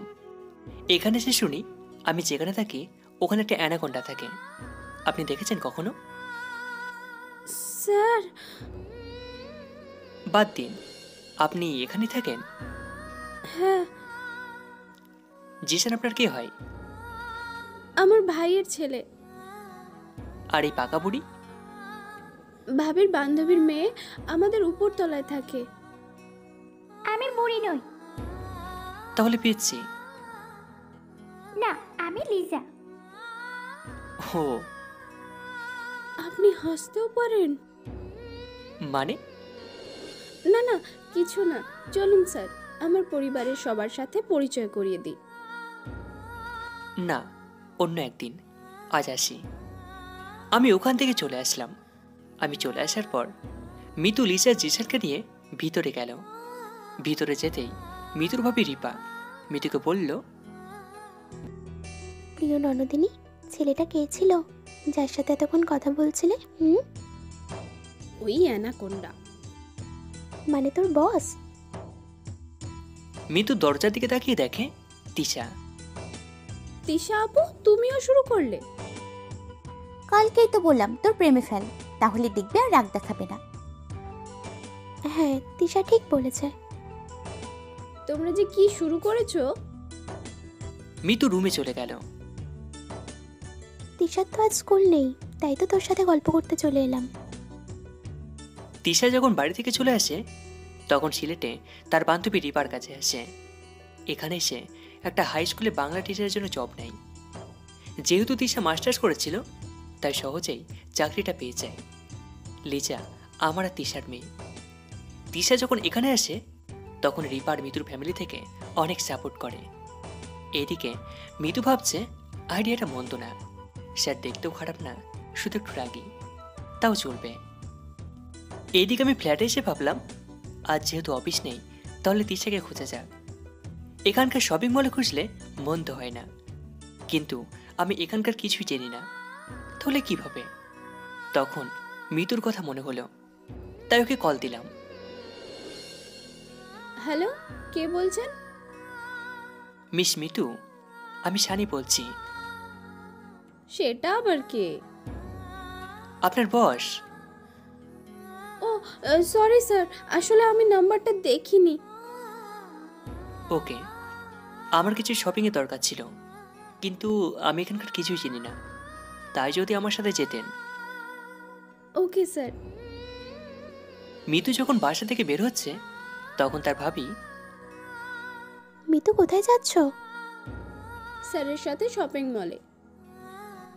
বাহ, প্রথম দিনেই শপিং? স্যার এখানকার কিছু চেনে না তাই। ওকে ওকে, যাও। ভাবি, তুমি না বলেছিলে আজ শপিং এ যাবে, আমাদের সাথে চলো না। না, আমি তিশার সাথে যাব, তোমাদের মাঝে কাবাব মে হাড্ডি হতে চাই না। ভাবি, তাহলে আমি গেলাম। সাবধানে যেও। আমি আর মিতু শপিং করতে গেলাম। আমার উদ্দেশ্য শপিং করা না, তিশাকে খুঁজে বের করা। সারা শপিং মল খুঁজছি। মিতুর মনে মনে রাগ হচ্ছে, কিন্তু কিছু বলতে পারছে না। সেই শপিং মলে আবার তিশা রিপা শপিং করতে এসেছে, কারণ একদিন পরে জিশানের জন্মদিন, সাথে লিজা আর জিশানও আছে। শপিং করতে গেলাম আর সাথে তিশাকে খুঁজছি। কিছু প্রয়োজনীয় জিনিসপত্র কিনলাম, তারপর শাড়ি কেনার জন্য গেলাম। মিতু যখন আমার সাথে এসেছে তখন তাকে কিছু গিফট দেওয়া দরকার। মিস মিতু, একটা শাড়ি পছন্দ করে দিন তো। কেন স্যার? একজনকে গিফট করব, কোনটা দিলে ভালো হবে? এটা দিলে ভালো হবে। ওকে, চলুন। শাড়িটা কিনলাম। শপিং করা শেষে যখন বেরিয়ে যাচ্ছি তখন রিপা, মানে মিতুর ভাবির সাথে দেখা। মিতু, শপিং শেষ? হ্যাঁ ভাবি। ইনি তোমার বস? হ্যাঁ স্যার, এই হচ্ছে আমার ভাবি, আর বাকিদেরকে তো চেনেনি। হ্যালো। আপনার সাথে দেখা হয়ে ভালো লাগলো। আমারও। কাল জিসানের জন্মদিন, প্লিজ আসবেন। আমি? তুমি আসবা না আঙ্কেল? তুমি না এলে কিন্তু আমি কেক কাটবো না। ওকে, আসবো। পাকা বুড়ি তোমার সাথে আসেনি? এসেছে, ওর আম্মুর সাথে আছে। উনি কোথায়? একটু ওইদিকে গেছে, একটু ওয়েট করুন, এসে যাবে।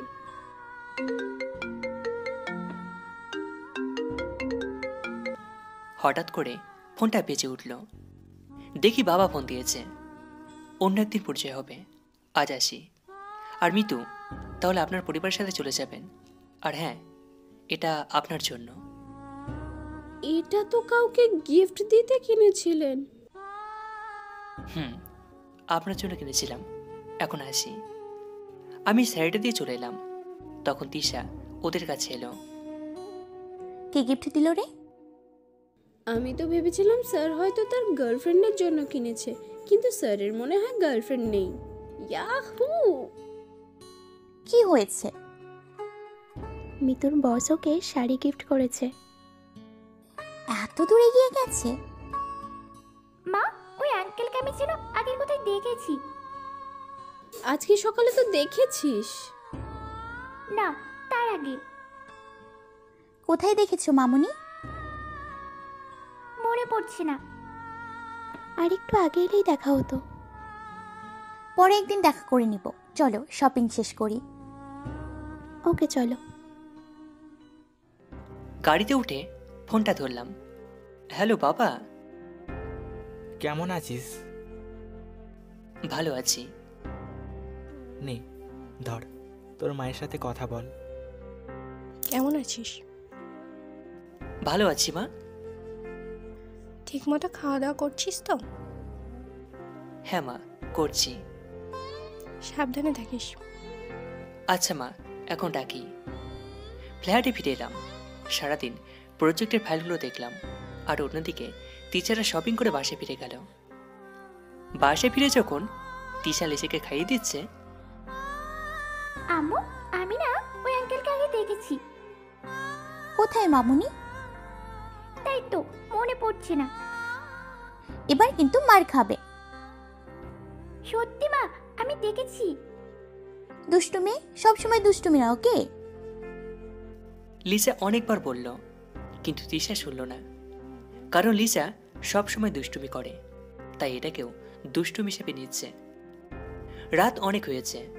প্রতিদিনকার মতো আকাশ দেখছি, আর তিশার কথাগুলো মনে করছি। সারাদিন ব্যস্ত থাকি যাতে তিশার কথা মনে না পড়ে, কিন্তু দিনের শেষে ঠিকই তিশার কথাগুলো মনে পড়ে। হাজার চাইলেও ভুলতে পারি না, কারণ ওকে যে ভীষণ ভালোবাসি। আর ওইদিকে তিশা লেচেকে ঘুম পাড়িয়ে ব্যালকনিতে বসে আছে, আর আমার ছবিটাকে দেখছে, আর মনে মনে ভাবছে, সানি কেমন আছো? হয়তো ভালো আছো। তোমাকে যে ভীষণ মিস করি। তোমার সাথে কাটানো দিনগুলো বারবার মনে পড়ে। আমি তোমার আর আমাদের ভালোবাসার স্মৃতিগুলোকে খুব সামলে রেখেছি, জানো? ওরা ভীষণ দুষ্টু, ঠিক তোমার মতো, আর আমার মতো রাগী। কেন করেছিল ওই কাজ? কেন আমাদের মাঝে মিশু এসেছিল? না আসলে যে আমরা একসাথে থাকতাম। মা, এটা কার ছবি? তুমি ঘুমাওনি মামুনি? হ্যাঁ, ঘুমিয়েছিলাম। তোমাকে না পেয়ে এখানে এলাম। আসো আমার বুকে। মা, এই ছবিটা কার? তুমি প্রতিদিন এই ছবিটা দেখে কাঁদো কেন? বলো না মা। তিশা আর আটকে রাখতে পারল না। লিসা অনেকবার জানতে চেয়েছে ছবিটা কার, কিন্তু তিশা বলেনি। কিন্তু আজ আর পারল না। এটা তোমার বাবার ছবি। সত্যি? আমি বাবার কাছে যাব? হ্যাঁ মামুনি, নিয়ে যাবে তোমার বাবা এসে। তিশা ভাবছে কি করে নিয়ে যাবে। তোর বাবা হয়তো আমাকে ভুলেই গেছে, আর তোর বাবা যে একটা রাজকুমার সেটা সে জানেই না। লিসা ছবিটাকে ভালোভাবে দেখছে। ছবিটাকে দেখে চিৎকার দিল। কি হলো মামুনি? বাবা না ওই আঙ্কেলটার মতো দেখতে, শুধু ওই আঙ্কেলটা দাঁড়িয়ে আছে, আর বাবা নেই। কোন আঙ্কেল? Mitu aunty sir. ও তাই? জিসানের জন্মদিনে আসবে, তখন তোমাকে দেখাবো। ওকে চলো, আমরা এখন ঘুমাই। তিশা ভাবছে ওটা কি শানি? না না, শানি কি করে হবে? হলে তো মিশুর সাথে থাকবে। হয়তো কিছুটা ওর মতো দেখতে, তা কালই দেখা যাবে। কিন্তু লিসা বলে চোখের দেখাতে দাঁড়িয়ে আছে, আর ছবিতে নেই। আমার কাছে যে ছবিটা আছে সেটা 5 বছর আগের। এখন শানি কেমন দেখতে হয়েছে তা তো জানি না। তিশা সব চিন্তা বাদ দিয়ে ঘুমিয়ে গেল। পরের দিন মিতু আমার দেওয়া শাড়িটা পরে অফিসে এসেছে। মিতুর বান্ধবী নেহা এভাবে মিতুকে দেখে অবাক হয়ে গেল, কারণ এর আগে কোনোদিন মিতুকে শাড়ি পরতে দেখেনি। নেহা যতদূর জানে মিতু শাড়ি পরতে পছন্দ করে না। কি রে, তুই হঠাৎ শাড়ি পরে? আগে বল শাড়িটা কেমন হয়েছে? অনেক সুন্দর, কিন্তু তুই তো শাড়ি পরিস না। আজ পরেছি তো। না, তাই বললাম। কাল তোকে শপিং মলে দেখলাম, কত ডাকলাম শুনলি না। আর তোর সাথে একটা ছেলে ছিল। ও, স্যারের সাথে শপিং করতে গিয়েছিলাম। কি? তুই না বলেছিলি তোর জায়গায় অন্য একজনকে দিতে? তাহলে কাল তার সাথে শপিং করতে গেলি? স্যার এখানকার কিছু ভালোভাবে চেনে না, তাই। চেনে না? না অন্য কিছু? আরে কিছুই না। তোর মুখ দেখে তো মনে হচ্ছে না। তোকে আমি 10 বছর ধরে চিনি, তুই কেমন আচরণ করিস তা ভালো করেই জানি, কিন্তু আজ অন্যরকম মনে হচ্ছে। সত্যি করে বলতো, কারো প্রেমে টেমে পড়লি নাকি? হ্যাঁ পড়েছি, কিন্তু সে অনেক রাগী, কিন্তু সে অনেক ভালো। কে সে? আমাদের নতুন ম্যানেজার। মানে সানি স্যার? হ্যাঁ। স্যার যদি বিবাহিত হয়? যদি বিবাহিত হতো তাহলে সাথে করে ওনার বউকে নিয়ে আসতো। যদি গার্লফ্রেন্ড থাকে? আমার মনে হয় না। গার্লফ্রেন্ড থাকলে আমাকে এই শাড়িটা গিফট করতো না। তার মানে এটা স্যার দিয়েছে? হ্যাঁ। হঠাৎ করে রবিনের আগমন। কে কাকে কি গিফট দিচ্ছে? মিতুকে। আরে মিস মিতু, হঠাৎ করে আপনি শাড়ি পরে এসেছেন? এই তো একজন গিফট দিয়েছে। আমি ডেস্কে গেলাম, স্যার এসে যদি দেখে গল্প করছি তাহলে রাগ করবেন। মিতু ওখান থেকে চলে গেল। কে গিফট দিয়েছে? সানি স্যার। মানে? কাল মিতু সানি স্যারের সাথে শপিং করতে গিয়েছিল তখন। কথাটা শুনে রবিনের উপর দিয়ে ঝড় বয়ে যাচ্ছে, কারণ রবিন মিতুকে পছন্দ করে, কিন্তু আজও বলতে পারেনি। রবিন ভাবছে মিতুকে তার মনের কথা না বলার জন্য ওকে হারিয়ে ফেলবে না তো। তখন আমি অফিসে ঢুকলাম, দেখি নেহা আর রবিন দাঁড়িয়ে কথা বলছে। কি হচ্ছে এখানে? না স্যার, কিছু না। তাহলে যে যার কাজে যান। আর মিস মিতু, ফাইলগুলো নিয়ে আমার কেবিনে আসুন। Okay sir. মিতু ফাইলগুলো নিয়ে আমার কেবিনে আসলো। কেবিনে আসার পর দেখলাম মিতু আমার দেওয়া শাড়িটা পরেছে। মিস মিতু, শাড়িতে কিন্তু আপনাকে বেশ সুন্দর লাগছে। ধন্যবাদ। বাঙালি মেয়েদের শাড়িতে বেশি সুন্দর লাগে। ইতিহাসে লেখা আছে, শাড়িতে নারী আর কেশেতে বেশ। আপনার শাড়ি পছন্দ? হুম। তাহলে তো রোজ শাড়ি পরে আসবো। কিছু বললেন? না কিছু না। আমি আর মিতু প্রজেক্টের ফাইলগুলো নিয়ে কাজ করছি, আর বাইরে রবিন কেবিনের সামনে হাঁটাহাঁটি করছে। কারণ প্রায় 2 ঘন্টা হয়ে গেছে মিতু বেরোচ্ছে না। রবিন ভিতরে ঢোকার সাহস পাচ্ছে না। তখন রবিনের মাথায় একটা বুদ্ধি এলো। আমি রবিনকে বললাম, কিছু বলবেন? স্যার, প্রজেক্টের সাইড দেখতে যাবেন না? ঠিক বলেছেন, আপনি অফিসে দেখুন। আর মিস মিতু, আপনি আমার সাথে চলুন। রবিন এই চালেও ফেঁসে গেল। কোনো লাভ হলো না। ও ভাবছে যত তাড়াতাড়ি সম্ভব মিতুকে বলে দিতে হবে। আমি মিতুকে নিয়ে সাইড দেখতে গেলাম। গাড়িতে বসে আছি, সব গাড়ি থেমেছে, কারণ রেড লাইট চলছে। হঠাৎ তিশার মতো কাউকে দেখলাম, আর সাথে একটা বাচ্চা মেয়ে। আমি গাড়ি থেকে নামলাম। আপনি এখানে বসুন, আমি আসছি। কোথায় যাচ্ছেন স্যার? আরে বসুন, আমি আসছি।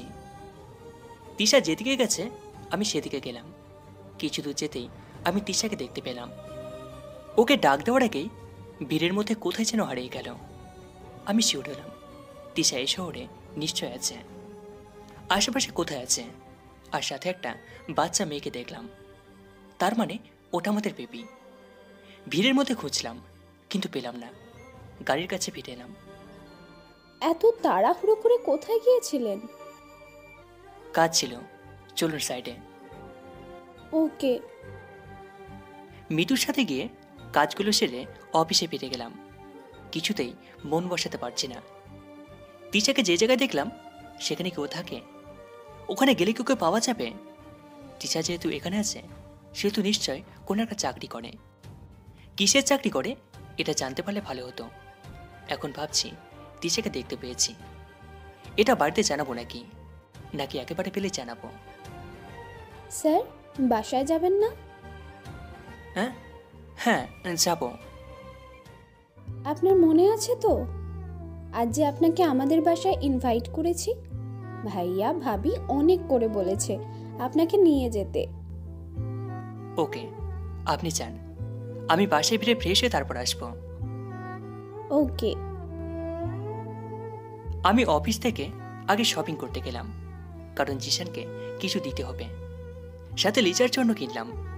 লিজাকে কেমন যেন আপন মনে হয়, মনে হয় ওর প্রতি এক অদৃশ্য মায়া আছে। আমার মেয়েটা হয়তো ওই রকম হয়েছে, কিন্তু আজ তোর মুখ দেখতে পারলাম না। কিন্তু খুব তাড়াতাড়ি ওকে খুঁজে বের করব। বাসায় ফিরে ফ্রেশ হয়ে নিলাম। রেডি হয়ে যখন বের হব, দরজার সামনে দেখি মিতু দাঁড়িয়ে আছে। আরে, আপনি এখানে? আপনার বাসায় যাচ্ছিলাম। আপনাকে নিতে এলাম। ভালো করেছেন। আসলে একা যেতে কেমন যেন লাগছিল। চলুন তাহলে। মিতুর সাথে ওর বাসায় গেলাম।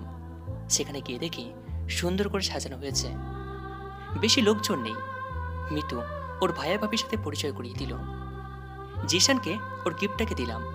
এখন খুঁজছি ওই পাকা বুড়িকে। তখন দেখি রাজকুমারীর মতো সে যে গুটি গুটি পায়ে লিজা আসছে। হাই পাকা বুড়ি। আমি বুড়ি নই, আমি লিজা। এটা তোমার জন্য। এটা আমি কেন নিব? নিলে কি হবে? আম্মু কেউ কিছু দিলে নিতে না করেছে। কোথায় তোমার আম্মু? এই যে এখানে। আসুন পরিচয় করিয়ে দিই। মিতু, একটু ডেকে নিয়ে আয় তো। মিতু ডাকতে গেল। যখন মিতু এসেছে, সাথে যে আসে তাকে দেখে আমার হাত পা জমে গেল। কারণ ওটার কেউ না, ওটা তিশা। আমাকে তিশা দেখেনি। তিশা, এই হলো মিতুর বস। তিশা আমার দিকে তাকালো। আমাকে দেখে অনেকটা চমকে গেল। তখন হঠাৎ আমাকে দেখে তিশা যখন চলে যাবে, তখনই আমি তার হাতটা ধরি। ও আমার হাত ছাড়িয়ে নিয়ে চলে যায়। হঠাৎ করে তিশার হাত ধরাতে সবাই আমার দিকে অবাক হয়ে চেয়ে আছে। আমি ওই দিকে খেয়াল দিলাম না। আমিও তিশার পিছনে গেলাম। তিশা, দাঁড়াও, আমার কথাটা শোনো। আমার কোনো কথা না শুনে তিশা ও রুমের দরজা লাগিয়ে দিল। তিশা, প্লিজ দরজা খোলো, আমার কথাটা শোনো। না, আমি কোনো কথা শুনবো না। প্লিজ একবার শোনো। সেই দিন যা হয়েছিল তাতে আমার কোনো দোষ ছিল না। আমি কোনো কথাই শুনতে চাই না। অনেক চেষ্টার পরে খুলল না। আমি আবার মিতুদের ফ্ল্যাটে ফিরে এলাম। সবাই আমার দিকে প্রশ্ন নিয়ে তাকিয়ে আছে। আমি লিজার কাছে গেলাম। সেখানে হাঁটু কেড়ে বসে ওকে জড়িয়ে ধরে কেঁদে দিলাম। সবাই এতে আরো অনেক অবাক হলো। তুমি কাঁদছো কেন আঙ্কেল? ফিরে পাবার আনন্দে। কি? আমার রাজকুমারী আর তার মাকে। আর আমি তোমার বাবা। সত্যি? তোমাকে জানো একদম ছবির মতো দেখতে, যেটা আমার মায়ের কাছে আছে। তুমি দেখেছো? আম্মু তোমার ছবি দেখিয়ে বলেছে এটা তোমার বাবা, কিন্তু ওখানে তো দাড়ি নেই। পাখাপুরি, তখন তো আমার দাঁড়িয়ে ছিল না। ওকে ছাড়ো। পিছনে তাকিয়ে দেখি তিশা। তিশা, তুমি এসেছো? আমি আমার মেয়েকে নিতে এসেছি। ও আমারও মেয়ে। না, লিজা শুধু আমার মেয়ে। প্লিজ তিশা, আমার কথাটা শোনো। না, কিচ্ছু শুনতে চাই না। লিজা তিশার কাছে গেল। আম্মু, এটা কি আমার বাবা? তিশা, এটা তুমি অস্বীকার করো না প্লিজ। হ্যাঁ। সত্যি? হুম। লিজা এসে আমার কোলে উঠল। বাবা, আমাকে ছেড়ে আর যাবে না তো? না মামুনি। লিজা, চলো। না, আমি বাবার সাথে থাকবো। তুমি বাবা চাও নাকি আমাকে? লিজা কি যেন ভাবলো, তারপর আমার কানে কানে বলল, বাবা, আম্মু রেগে আছে, কারোর কথা শুনবে না। আমি এখন যাই, তুমি কোথাও যেও না কিন্তু। আমি আবার আসবো। বলেই তিশার সাথে চলে গেল। তিশাকে দেখে বুঝলাম অনেক রেগে আছে। এখন কিছু করা যাবে না, কারণ ও রেগে থাকলে যে কোনো কিছু করে ফেলতে পারে। যা করার কালই করতে হবে। যা রাগ করেছে তাতে ভাঙাতে অনেক সময় লেগে যাবে। আমি এতক্ষণ খেয়াল করিনি যে আশেপাশে লোকজন আছে। সবাই অবাক হয়ে তাকিয়েছে আমার দিকে। এতক্ষণ যা হলো কেউ কিছু বুঝতে পারেনি। তাহলে আপনি সেই যে তিশাকে ধোকা দিয়েছেন? আমি তিশাকে ধোকা দিইনি, আমাকে মিথ্যা চালে ভাসানো হয়েছিল। মানে? সব বলবো, কিন্তু এখন নয়, আগে অনুষ্ঠান শেষ হোক। অনুষ্ঠান শেষ করে বাইরের লোকেরা চলে গেল। মৃত্যুর পরিবারের সবাই জানার আগ্রহ নিয়ে বসে আছে। এখন বলুন। তারপর যা যা হয়েছিল সবকিছু ওদেরকে বললাম। আচ্ছা, তাহলে এইসব হয়েছিল? হ্যাঁ। তাহলে তিশাকে বলেননি কেন? সব ভুল ভাঙানোর জন্য তাদের বাড়িতে গিয়েছিলাম, কিন্তু পাইনি। তিশা আমার উপর রাগ করে আমার বাড়ি থেকে চলে এসেছিল, কিন্তু নিজের বাড়ি থেকে কেন এসেছিল তার উত্তর আজও খুঁজে পাইনি। তিশা তো আমাকেও কিছু বলেনি, শুধু আপনার সাথে যা হয়েছিল তাই বলেছে। যা হবার তা হয়েছে। এখন ওকে যখন ফিরে পেয়েছি আর হারাতে চায় না। এবার আপনাদের সাহায্য লাগবে। কি সাহায্য? তিশা রাগ ভাঙানোর জন্য, আর সত্যিটা ওকে জানাতে হবে। ওকে, আমরা সাহায্য করব, কিন্তু ও যেন জানতে না পারে যে আমরা আপনাকে সাহায্য করছি। ওকে, আজ আসি, কাল আসবো, আর কাল থেকে শুরু হবে। কাল সকাল 7টার আগে আসবেন। কেন? না হলে তো ওকে পাবেন না, আসলে ও একটা স্কুলের টিচার। ওকে। আমি চলে এলাম। বাসায় আসার পর বাবা মাকে ফোন করলাম। হ্যালো বাবা, তিশাকে পেয়ে গেছি। কি? হ্যাঁ। কোথায়? এই সিলেটে। তুমি তাড়াতাড়ি চাচাকে জানাও। হ্যাঁ, জানাচ্ছি। আর আমরা পরশু আসছি। আর একটা কথা। কি? যখন বাড়ি থেকে চলে এসেছিল তখনও প্রেগনেন্ট ছিল। কি? তাই? তুমি দাদা হয়েছ। আমার একটা ছোট্ট রাজকুমারী আছে। কি? আমরা খুব তাড়াতাড়ি আসছি। জানো বাবা, ওনা ভীষণ দুষ্টু। তোমরা তাড়াতাড়ি চলে এসো। ফোনটা কেটে দিলাম। আজ আমি ভীষণ খুশি। 5 বছর পর তিশাকে খুঁজে পেলাম, কিন্তু তিশা ভীষণ রেগে আছে। তার রাগ আমি ভাঙাবই, আর আমার সাথে ফিরিয়ে নিয়ে যাব, সাথে আমার রাজকুমারীকেও। তখন আবার চাচার ফোন। সানি, তোর বাবা বলল তিশাকে খুঁজে পেয়েছিস? হ্যাঁ। আর আমি নাকি নানা হয়েছি? হ্যাঁ। কথাটা শোনার পর চাচা কেঁদে দিল, কারণ এত বছর পর মেয়ের খোঁজ পেয়েছে। এতে যে কোনো বাবাই কেঁদে দেবে, যেমনটা আমি কেঁদেছিলাম যখন জানতে পারলাম লিজা আমার মেয়ে। আমি কালই আসছি। হ্যাঁ, এসে পড়ো। কাল থেকে শুরু হবে নতুন মিশন, তিশা রাগ ভাঙানোর। এখানে এসেই তিশাকে খুঁজে পেয়েছি। সকাল 6টা। তাড়াতাড়ি ঘুম থেকে উঠে তিশার ওখানে চলে গেলাম, কারণ ও রাগ ভাঙাতে হবে। কলিং বেল বাজাতেই দরজা খুলে দিল। আপনি এখানে কেন এসেছেন? চুম্বকের আকর্ষণে। মানে? তুমি হলে চুম্বক আর আমি লোহা। তুমি আমাকে মনে মনে ডাকলে আর আমি চলে এলাম। আমি আপনাকে ডাকিনি। সত্যি তো? তাহলে তোমার মনকে জিজ্ঞাসা করো, দেখো সে কি বলে। সরো, ভিতরে যেতে দাও। তিশাকে সরিয়ে আমি ভিতরে গেলাম। ভিতরে গিয়ে দেখি আমার রাজকুমারীটা বসে খেলা করছে। আমাকে দেখে ছুটতে আসলো। বাবা, তুমি এসেছো? হ্যাঁ মামুনি। জানো, তোমাকে না অনেক মিস করেছি। ও, আমার রাজকুমারী আমাকে মিস করেছে? হ্যাঁ, জানো বাবা, আম্মু না তোমার তোমার লিজা, রুমে যাও। কেন আম্মু? যাও বলছি।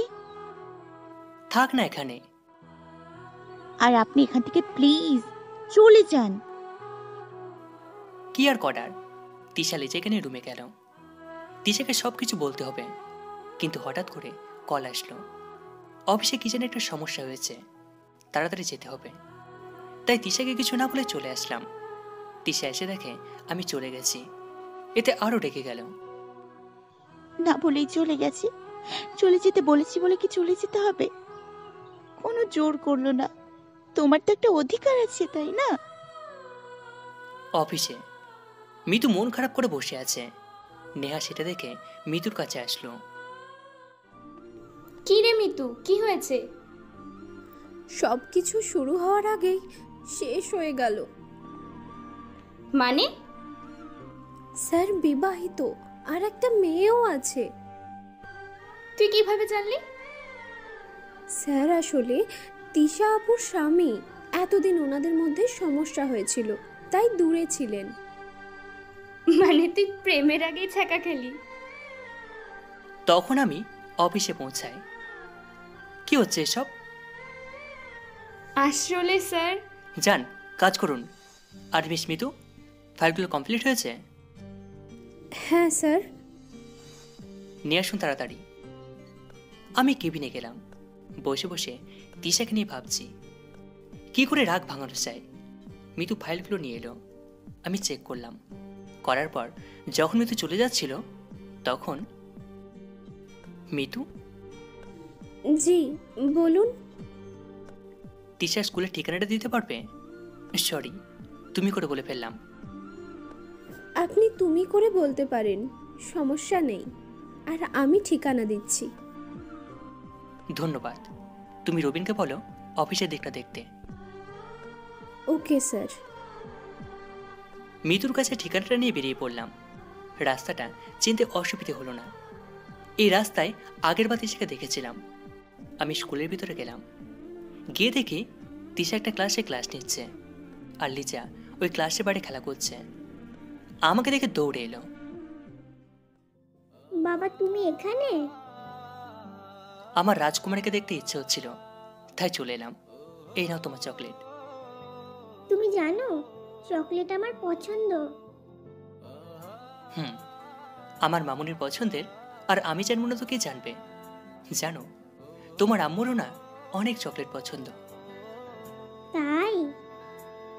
মামুনি, চলো তোমার আম্মুর সাথে দেখা করে আসি। যেও না, আম্মু অনেক রেগে আছে। কেন? জানি না, ওই দেখো আম্মু ওদের শাস্তি দিচ্ছে। মানে আম্মু রেগে আছে। সত্যি রেগে আছে, কারণ ওর ক্লাসের কয়েকজনকে দাঁড় করিয়ে রেখেছে। তাই ওখানে না গিয়ে হেডমাস্টারের ওখানে গেলাম। ওখানে গিয়ে আমার পরিচয় দিলাম, আর তিশাকে ডেকে দিতে বললাম। শুধু নাম বলতে নিষেধ করলাম, কারণ নাম বললে ও আসবে না। আমি ওয়েটিং রুমে বসে আছি। কিছুক্ষণ পরে তিশা এলো। তিশা আমাকে দেখেনি, কারণ আমি অন্যদিকে ঘুরে দাঁড়িয়ে আছি। হ্যালো? আমি ঘুরলাম। তুমি? হ্যাঁ, তোমাকে দেখতে এলাম। এখানে কেন এসেছেন? তিশা, একটু আগে না তুমি করে বললে, আর এখন আপনি? আমার ইচ্ছে হয়েছে তাই বলেছি। ওসব কথা বাদ দাও, আর আমার কথাটা শোনো। কি শুনবো? সেদিন যা হয়েছিল সবকিছু মিথ্যে ছিল। কি মিথ্যা? সেদিন যা হয়েছিল? হ্যাঁ, সবকিছু মিথ্যে ছিল। তা এইখানে কি করতে এসছো? তোমাকে ফিরিয়ে নিয়ে যেতে। আমি ফিরে যাব না। তিশা, সেদিন যা হয়েছিল তুমি জানো না। সবকিছু হয়েছিল আমাদেরকে আলাদা করার জন্য। আমি আর কিছুই শুনতে চাই না। প্লিজ একবার শোনো। না, আমি কিছু শুনবো না। আর যদি বেশি বাড়াবাড়ি করেন তাহলে কিন্তু আমি এইখান থেকে চলে যাব। ওকে, ওটা বাদ দাও। তুমি তো বলেছিলে যদি কখনো তোমার প্রয়োজন হয় তোমাকে ডাকতে। আজ তোমাকে আমার ভীষণ দরকার। আপনি যাবেন নাকি আমি সিকিউরিটি ডাকবো? কাউকে ডাকতে হবে না, আমি যাচ্ছি। আর এখন আমার কথা শুনছো না। একদিন এটার জন্য খুব আফসোস করবে। যা হয়েছিল সবকিছু মিথ্যা ছিল। আসি। আমি চলে এলাম। তিশাকে কিছুতে বোঝাতে পারছি না, অনেক অভিমান করে আছে। কি করে তার অভিমান ভাঙাবো সেটা ভেবে পাচ্ছি না।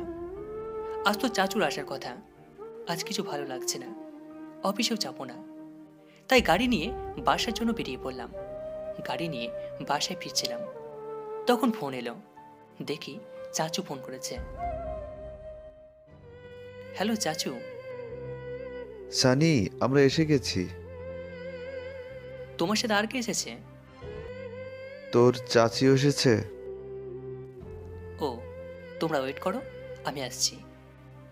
চাচা চাচিকে আনার জন্য স্টেশনে গেলাম। চাচি এখন তার ভুলটা বুঝতে পেরেছে, এর জন্য রোজ কাঁদে।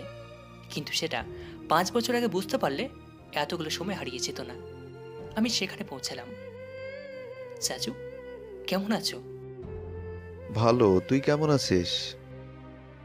এতদিন ছিলাম না, কিন্তু এখন ভালো আছি, কারণ তিশাকে পেয়ে গেছি। তিশা এখন কোথায়? চাচা চাচির দিকে রাগীভাবে তাকালো।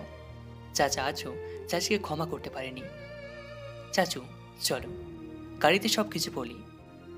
গাড়ি চলতে থাকলো। তিশার সাথে সব ঠিক হয়ে গেছে? না চাচু, ও এখন অভিমান করে আছে।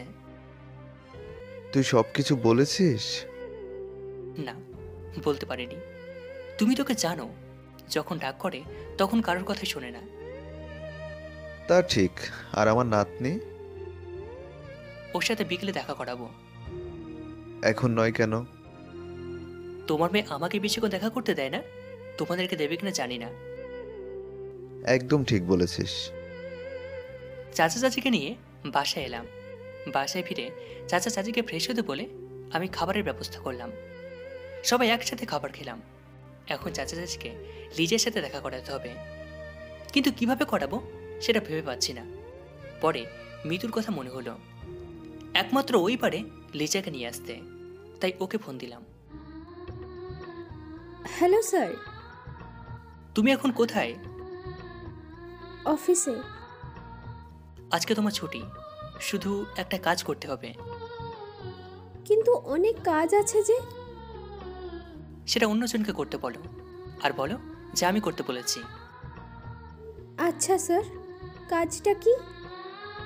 তুমি বাসায় ফিরে লিজাকে নিয়ে আমার বাসায় এসো। কেন স্যার? লিজা নানা নানি ওকে দেখবে। ওকে কি করে নিয়ে আসবো?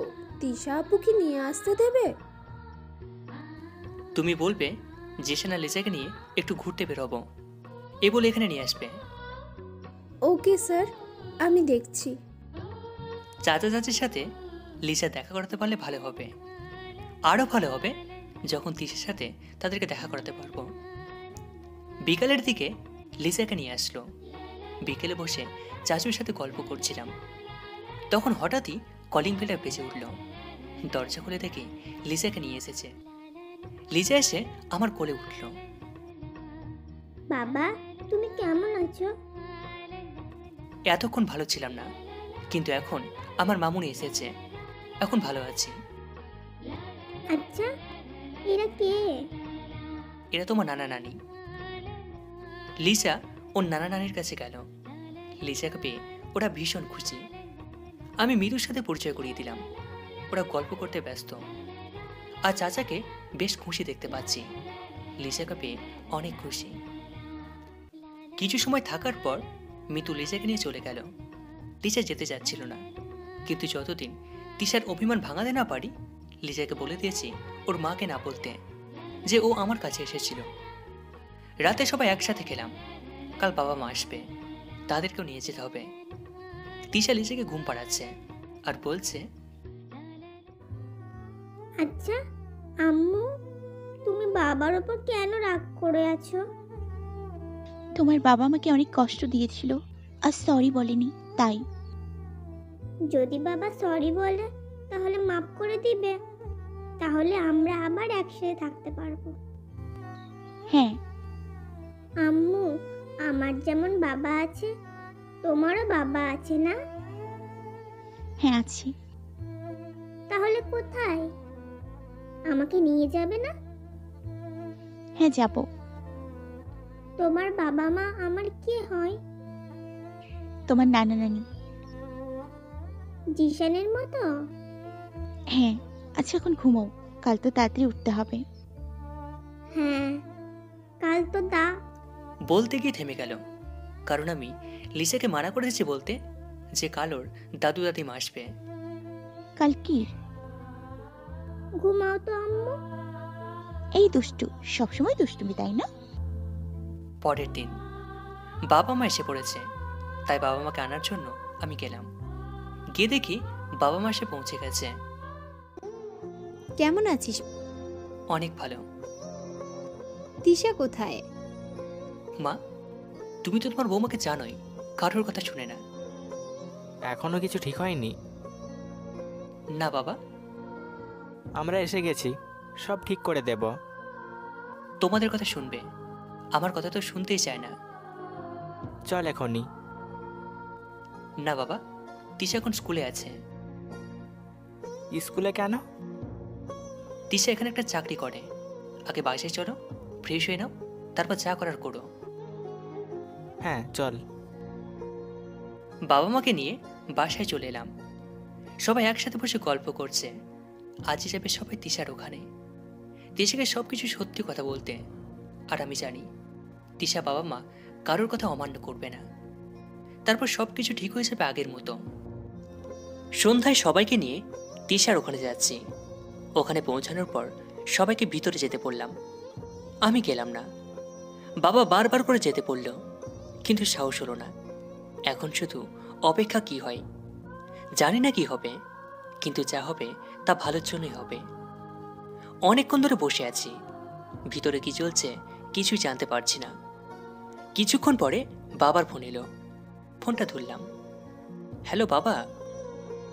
হ্যাঁ, উপরে আয়। তিশাকে সবকিছু বলেছ?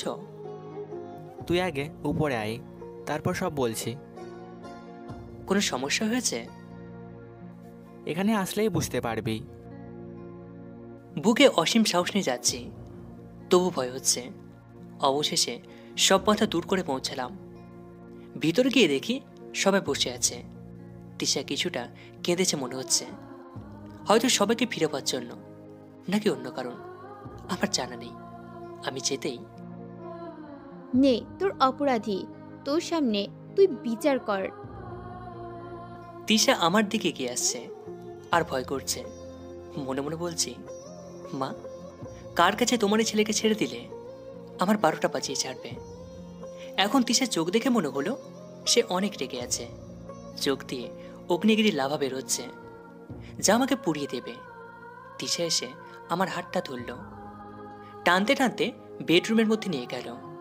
আসার সময় দেখলাম আমার রাজকুমারীটা নানা নানি দাদা দাদিকে পেয়ে ভীষণ খুশি। কিন্তু আমার কি হবে এখন সেটাই ভাবছি। তিশা বেডরুমে নিয়ে এসে দরজাটা বন্ধ করে দিল। দরজা বন্ধ করে আমার কাছে এসে একটা মিষ্টি থাপ্পড় দিল। মারলে কেন? আগে বলিসনি কেন? কি বলিনি?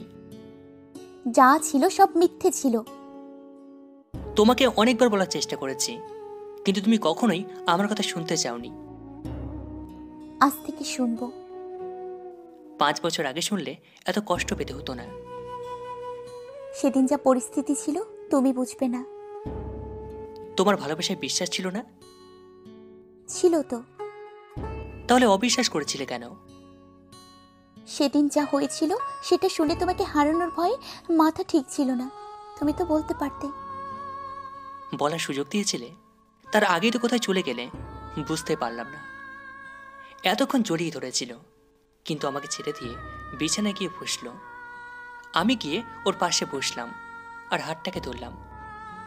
সেই দিন না হয় আমার উপর রাগ করে আমার বাড়ি থেকে চলে এসেছিলে, কিন্তু তোমার বাড়ি থেকে কেন চলে এসেছিলে? তিশা হাতটা আরো শক্ত করে ধরে বলতে শুরু করলো, সেদিন কেন ওর বাবার বাড়ি থেকে চলে এসেছিল। সেদিন যখন আমি বাড়ি চলে আসি তখন বাড়ির ভেতরে ঢোকার জন্য দরজার কাছে এলাম। তখন দেখি দরজা খোলা। আমি ভেতরে ঢুকে যাই। তখন মার গলার সাথে আরেকটা গলা শুনতে পাই। সেটাকে দেখার জন্য কিছুটা এগিয়ে যাই। গিয়ে দেখি সোফায় মা বসে আছে আর সাথে মিশু, আর বলছে, ধন্যবাদ আন্টি, আপনি যদি সাহায্য না করতেন তাহলে সানিকে আমি নিজে করে পেতাম না। ধন্যবাদ তো তোমাকে দেওয়া দরকার, যদি তুমি সানিকে নিজের সালে না ফাঁসাতে তাহলে এসব হতো না। আর আমার মেয়ের জীবন থেকে ওকে সরাতে পারতাম না।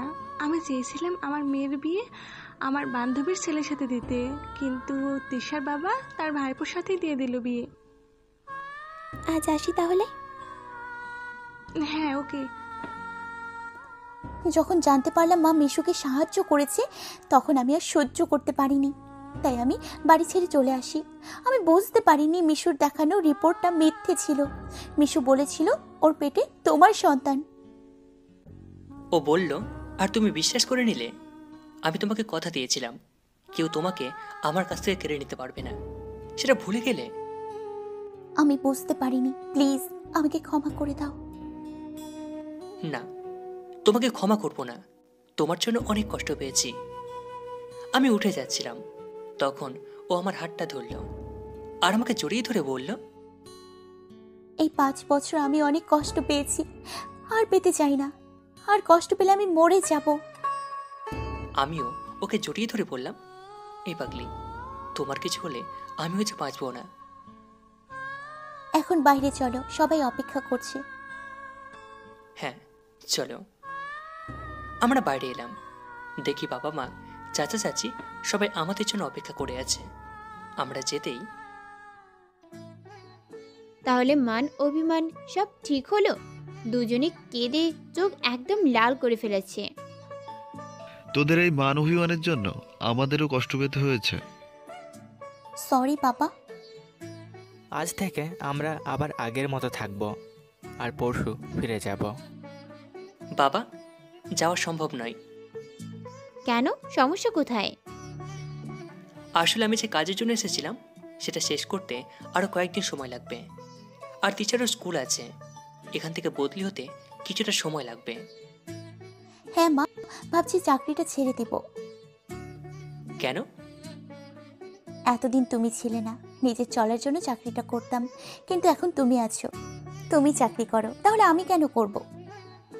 তাহলে তুমি কি করবে? সংসারের কাজ করব, তোমাকে ঘুম থেকে তুলে অফিসে পাঠাবো, আর সারাদিন মায়ের সাথে আড্ডা দিব। ঠিক বলেছিস, অনেক দিন ধরে শাশুড়ি বৌমা মিলে আড্ডা দিই না, এখন থেকে রোজ দিব। যাক, স্কুলে ছোট ছোট বাচ্চাগুলো তোমার পানিশমেন্ট থেকে বেঁচে যাবে। কি বললে তুমি? তুমি যেভাবে তোমার শিক্ষার্থীদের ক্লাসে দাঁড় করিয়ে রাখো সেটা থেকে বেঁচে যাবে। দাঁড়াও, তোমাকে আমি। অনেকদিন পরে এক হয়ে আবার ঝগড়া, এখন বন্ধ করো এইসব। মা বলল তাই ছেড়ে দিলাম। আমরা সবাই কথা বলছিলাম, কিন্তু চাচি চুপ করে বসেছিল। হয়তো চাচির সাথে তিশা এখনো কথা বলেনি, হয়তো এখনো তার উপর রাগ করে আছে। কিন্তু আমি সবকিছু ঠিক করে দেব, মা মেয়েকে আবার মিলিয়ে দেব। তিশাকে এটা বোঝাতে হবে চাচি ওনার ভুল বুঝতে পেরেছে, এর জন্য তিনি অনুতপ্ত। কি হলো, কোথায় হারিয়ে গেলে? হ্যাঁ শানি, শোন, তুই হোটেল থেকে খাবারের অর্ডার কর, আমরা সবাই আজ একসাথে খাবো। ঠিক বলেছ, অনেক কদিন ধরে সবাই একসাথে খায় না। তাহলে যা, সবার জন্য খাবার নিয়ে আয়। ওকে, আমি নিয়ে আসছি। বাবা, আমার জন্য অনেকগুলো চকলেট আনবে কিন্তু। আচ্ছা মামুনি, অনেকগুলো নিয়ে আসবো। আমি সবার জন্য খাবার আনতে গেলাম, সবার পছন্দের খাবারগুলো নিয়ে ফিরছি। তখন মনে হলো লিসার চকলেট নেওয়া হয়নি, সাথে তিশার জন্য নেব, কারণ লিসার মতো তিশারও চকলেট অনেক পছন্দ। মামি ঠিক একরকম হয়েছে, তাই চকলেট নেওয়ার জন্য একটা দোকানে গেলাম। সেখানে গিয়ে দেখি রবিনও আছে। আমাকে দেখে, আর স্যার, আপনি এত রাতে এখানে? বেশি রাত হয়নি, মাত্র 10টা বাজে। এখানে এসেছিলাম বাড়ির সবার জন্য খাবার নিতে। আমি দোকানদারকে চকলেট দিতে বললাম, সেটা দেখে রবিন জানতে চাইল, স্যার চকলেট কার জন্য? আমার মেয়ের জন্য। আপনার মেয়ে আছে? হ্যাঁ। আগে তো বলেননি, তার মানে আপনি বিবাহিত? রবিন, কেন প্রশ্ন করো? বিবাহিত বলে তো মেয়ে আছে। যাক, ভালো হলো, মিতুকে আবার মনের কথা বলতে পারবো। স্যার, আপনার মেয়ের বয়স কত? প্রায় 4 বছর। তার মানে আপনি অনেক আগে বিয়ে করেছেন? যখন এটা দ্বিতীয় বর্ষে ছিলাম তখন। এত আগে? আজ আসি, বাকিটা না হয় পরেই বলবো। আমি চলে এলাম। রবিন যখন জানতে পেরেছে আমি বিবাহিত তখন সে খুশি হয়েছে। কারণটা আমি বুঝতে পেরেছি। আমি বুঝতে পারছি রবিন মিতুকে পছন্দ করে, কারণ মিতু যতক্ষণ আমার কেবিনে থাকে রবিন বাইরে বারবার ঘোরাঘুরি করে। যতক্ষণ না মিতু বের হয়, খাবার নিয়ে পৌঁছে গেলাম। গিয়ে কলিং বেল বাজাতেই দিশা এসে দরজা খুলে দিল। এত দেরি করলে যে? চকলেট আনতে দেরি হয়ে গেল। খাবারগুলো নিয়ে ভিতরে গেলাম। বাবা, আমার চকলেট। এই নাও। এত চকলেট? কিন্তু এত চকলেট খেলে মা বকবে না? আমি তো আছি, আর আমি তোমার আম্মুকে ঘুষ দেব, তাহলে তোমাকে কিচ্ছু বলবে না। কি দেবে? তোমার আম্মু চকলেট অনেক পছন্দ করে, তাই চকলেট দিলে তোমার আম্মু তোমাকে কিচ্ছু বলবে না। বাবা মেয়ে কি কথা বলে এত ফিসফিস করে? না, কিছু না তো আম্মু। বলেই দৌড়ে চলে গেল। আমি তিসের হাতে ওর জন্য চকলেটগুলো দিলাম। মনে রাখার জন্য ধন্যবাদ। আমার ধন্যবাদ তো হবে না, চকলেটের বদলে আমাকে অন্য কিছু দিতে হবে। কি? যা আগে রোজ সকালে একটা করে দিতে। তুমি না, চলো সবাই বসে আছে। সবাই একসাথে খেলাম। খাওয়ার পর সবাই খুবই ক্লান্ত, ঘুমিয়ে পড়া দরকার, কিন্তু তিশার ফ্ল্যাটে বেড মাত্র 2টো। তাই বাবা মা আর চাচা চাচি আমার ফ্ল্যাটে চলে গেল। আজ অনেক সময় পর আমরা একসাথে হয়েছি। লিসা ঘুমিয়ে গেছে, ওকে বিছানা শুয়ে আমরা বারান্দার ব্যালকনিতে বসে আছি। বসে আছি বললে ভুল হবে, ব্যালকনিতে বসে থাকার জন্য যে জায়গাটা আছে সেটা আরামে ঘুমোনোর চাপে। তাই আমি কিছুটা শুয়ে আছি, আর তিশা আমার বুকের উপর মাথা রেখে শুয়ে আছে, আর আমরা গল্প করছি। তুমি চাচিকে এখন মাফ করতে পারোনি? যা হয়েছিল সব তো মার জন্যই হয়েছিল। যা হয়েছে সব আমাদের ভাগ্যে ছিল। চাচি ওনার কাছে অনুতপ্ত। তুমি চলে আসার পর উনি অনেক কেঁদেছে। প্লিজ ওনাকে মাফ করে দাও। ওকে, ভাববো। ভাবলে হবে না, তুমি খেয়াল করেছো এখানে আসার পর থেকে চাচি একটাও কথা বলেনি। তুমি কাল সকালেই ওনার সাথে কথা বলবে। ওকে। আচ্ছা তিশা, যদি এটা জানতে না পারতে যে আমি নির্দোষ, তাহলে কি বাকি জীবনটা আমাকে ঘৃণা করতে? আমি তোমাকে কখনো ঘৃণা করিনি, না আর করব। তাহলে সেদিন চলে এলে যে? আমি চেয়েছি তুমি সব সময় ভালো থাকো। যখন বুঝতে পারলাম তুমি মিশুর সাথে ভালো থাকবে, তাই তো চলে এসেছিলাম। তুমি কি করে ভাবলে যে তোমাকে ছাড়া আমি ভালো থাকবো? সরি, আর হবে না। হতে দিলে তো। এখন যদি বাড়ি থেকে বেরোতে চাও তাহলে তোমাকে বেঁধে রাখবো। তাই করো। জানো তো, রাগ হলে মাথা ঠিক থাকে না, এর জন্য কত সময় নষ্ট হয়ে গেল। জানো, এতগুলো সময় তোমাকে কত খুঁজেছি। যখন অফিস থেকে সিলেটে আসার কথা হলো তখন মনে হলো তোমাকে এখানে পাবো। কি করে? তোমার মনে আছে তুমি বলেছিলে সিলেটের চা বাগান দেখার তোমার খুবই ইচ্ছে? হ্যাঁ। তখনই মনে হলো এখানে তোমাকে পেতে পারি, আর দেখাটা এখানে পেয়ে গেলাম। অনেক রাত হয়ে গেছে, ঘুমোতে হবে। হ্যাঁ, ঠিক বলেছ। অনেক দিন ধরে তোমার বুকে মাথা রেখে ঘুমাই না, আজ ঘুমোবো। তারপর ঘুমিয়ে গেলাম। সকালে উঠে সবাই আবার এলো। সবাই অনেক মজা করছে, কিন্তু চাচি এক জায়গায় বসে আছে। আমি তিশাকে চাচির কাছে নিয়ে গেলাম। তিশা চাচির মাঝে অভিমানের পালাটা শেষ করে দিলাম। একজন আরেকজনকে জড়িয়ে ধরে অনেক কাঁদলো। মামির মাঝে অভিমানের পালাটা শেষ হলো। অফিস থেকে ছুটি নিয়েছিলাম। পরিবারের সবাই একসাথে অনেক মজা করলাম। আমাদের সাথে মিতুর পরিবারও যোগ দিয়েছিল। বিকেলে আমি আর তিশা ঘুরতে বেরোয়েছি। লিসা আসেনি, ওর দাদা দাদি নানা নানির সাথে আছে। লিসা এদেরকে পেয়ে আমাকে আর তিশাকে প্রায় ভুলেই গেছে। সন্ধ্যায় বাসায় ফিরে এলাম। আজ আমি আর তিশা একসাথে। লিজা ওর দাদা দাদির কাছে ঘুমিয়েছে। অনেকদিন পরে তিশা আর আমি একসাথে সময় কাটাচ্ছি, কিন্তু তিশা আমার উপর রাগ করে আছে। কিছুতেই বোঝাতে পারছি না। ব্যালকনিতে দাঁড়িয়েছিল।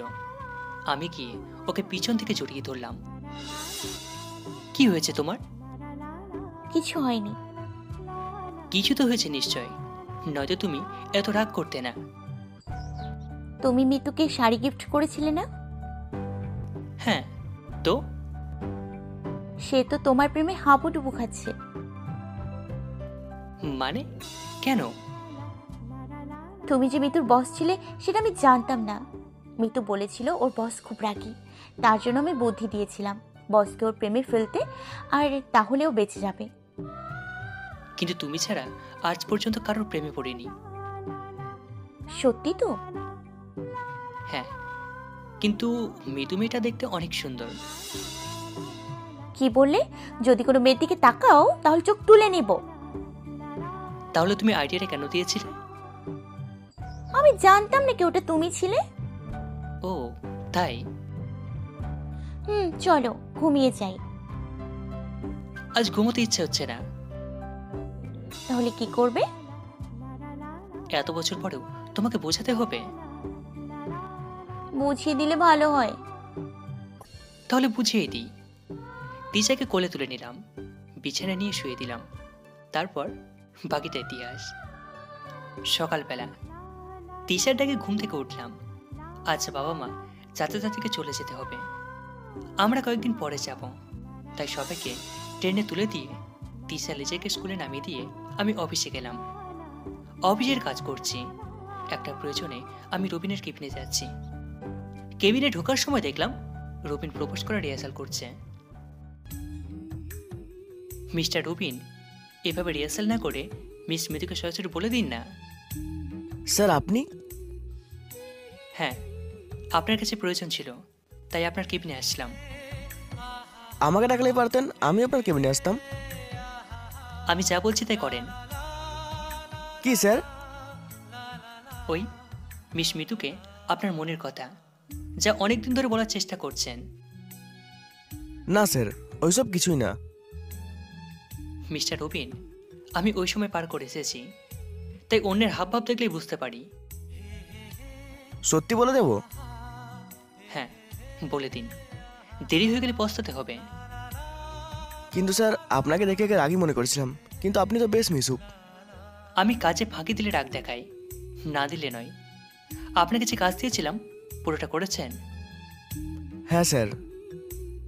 ওকে, গুড। ওগুলো নিয়ে আসুন। অফিস শেষ করে তিশা লিজাকে আনতে গেলাম। সেখানে তিশা আমাকে বাকি টিচারগুলোর সাথে পরিচয় করিয়ে দিল। ফেরার সময় লিজা বায়না তুলে ঘুরতে যাবে, তাই আমরা একটা পার্কে ঘুরতে গেলাম। আমি আর তিশা ঘাসের উপর বসে আছি। তিশা আমার কাঁধে মাথা রেখে আছে, আর আমাদের মেয়ে লিজা আমার কোলে মাথা রেখে শুয়ে আছে। এই মুহূর্তটাকে খুব এনজয় করছি। জীবন থেকে অনেক সময় চলে গেছে এই মানবাভিমান নিয়ে। আর সময় নষ্ট করতে চাই না। বাকিটা জীবন সবার সাথে কাটিয়ে দিতে চাই। আমরা বসে বসে কথা বলছি, তখন দেখি রবিন আর মিতু পার্কে এসেছে, আর রবিন মিতুকে প্রবেশ করার প্রস্তুতি নিচ্ছে। তিশা, চলো। কোথায় যাবে? চলো না, গেলেই বুঝতে পারবে। আমরা ওই জায়গায় গেলাম। আমি তিশাকে দেখালাম রবিন মিতুকে প্রপোজ করছে। মিতু মিতু মেনে নে, বেচারা কত কষ্ট করে প্রপোজ করলো। আপু তুমি? হ্যাঁ, ঘুরতে এসেছিলাম, দেখলাম ছেলেটা তোকে প্রপোজ করছে, তাই দেখতে এলাম। ছেলেটা কে? রবিন। তুমি জানো কিভাবে? স্যার আপনি এখানে? আমি তিশাকে বললাম ঠিক এইভাবে। মানে? এরা আমার অফিসেই কাজ করে। তার মানে কতদিন ধরে চলছে এসব? আগে শুরু তো হতে দাও। আমি সাহস না দিলে রবিন আজও বলতে পারতো না। তার মানে অফিসের কাজ বাদ দিয়ে লাভগুলোর কাজ করছো? আরে না, শুধু ওদেরটা।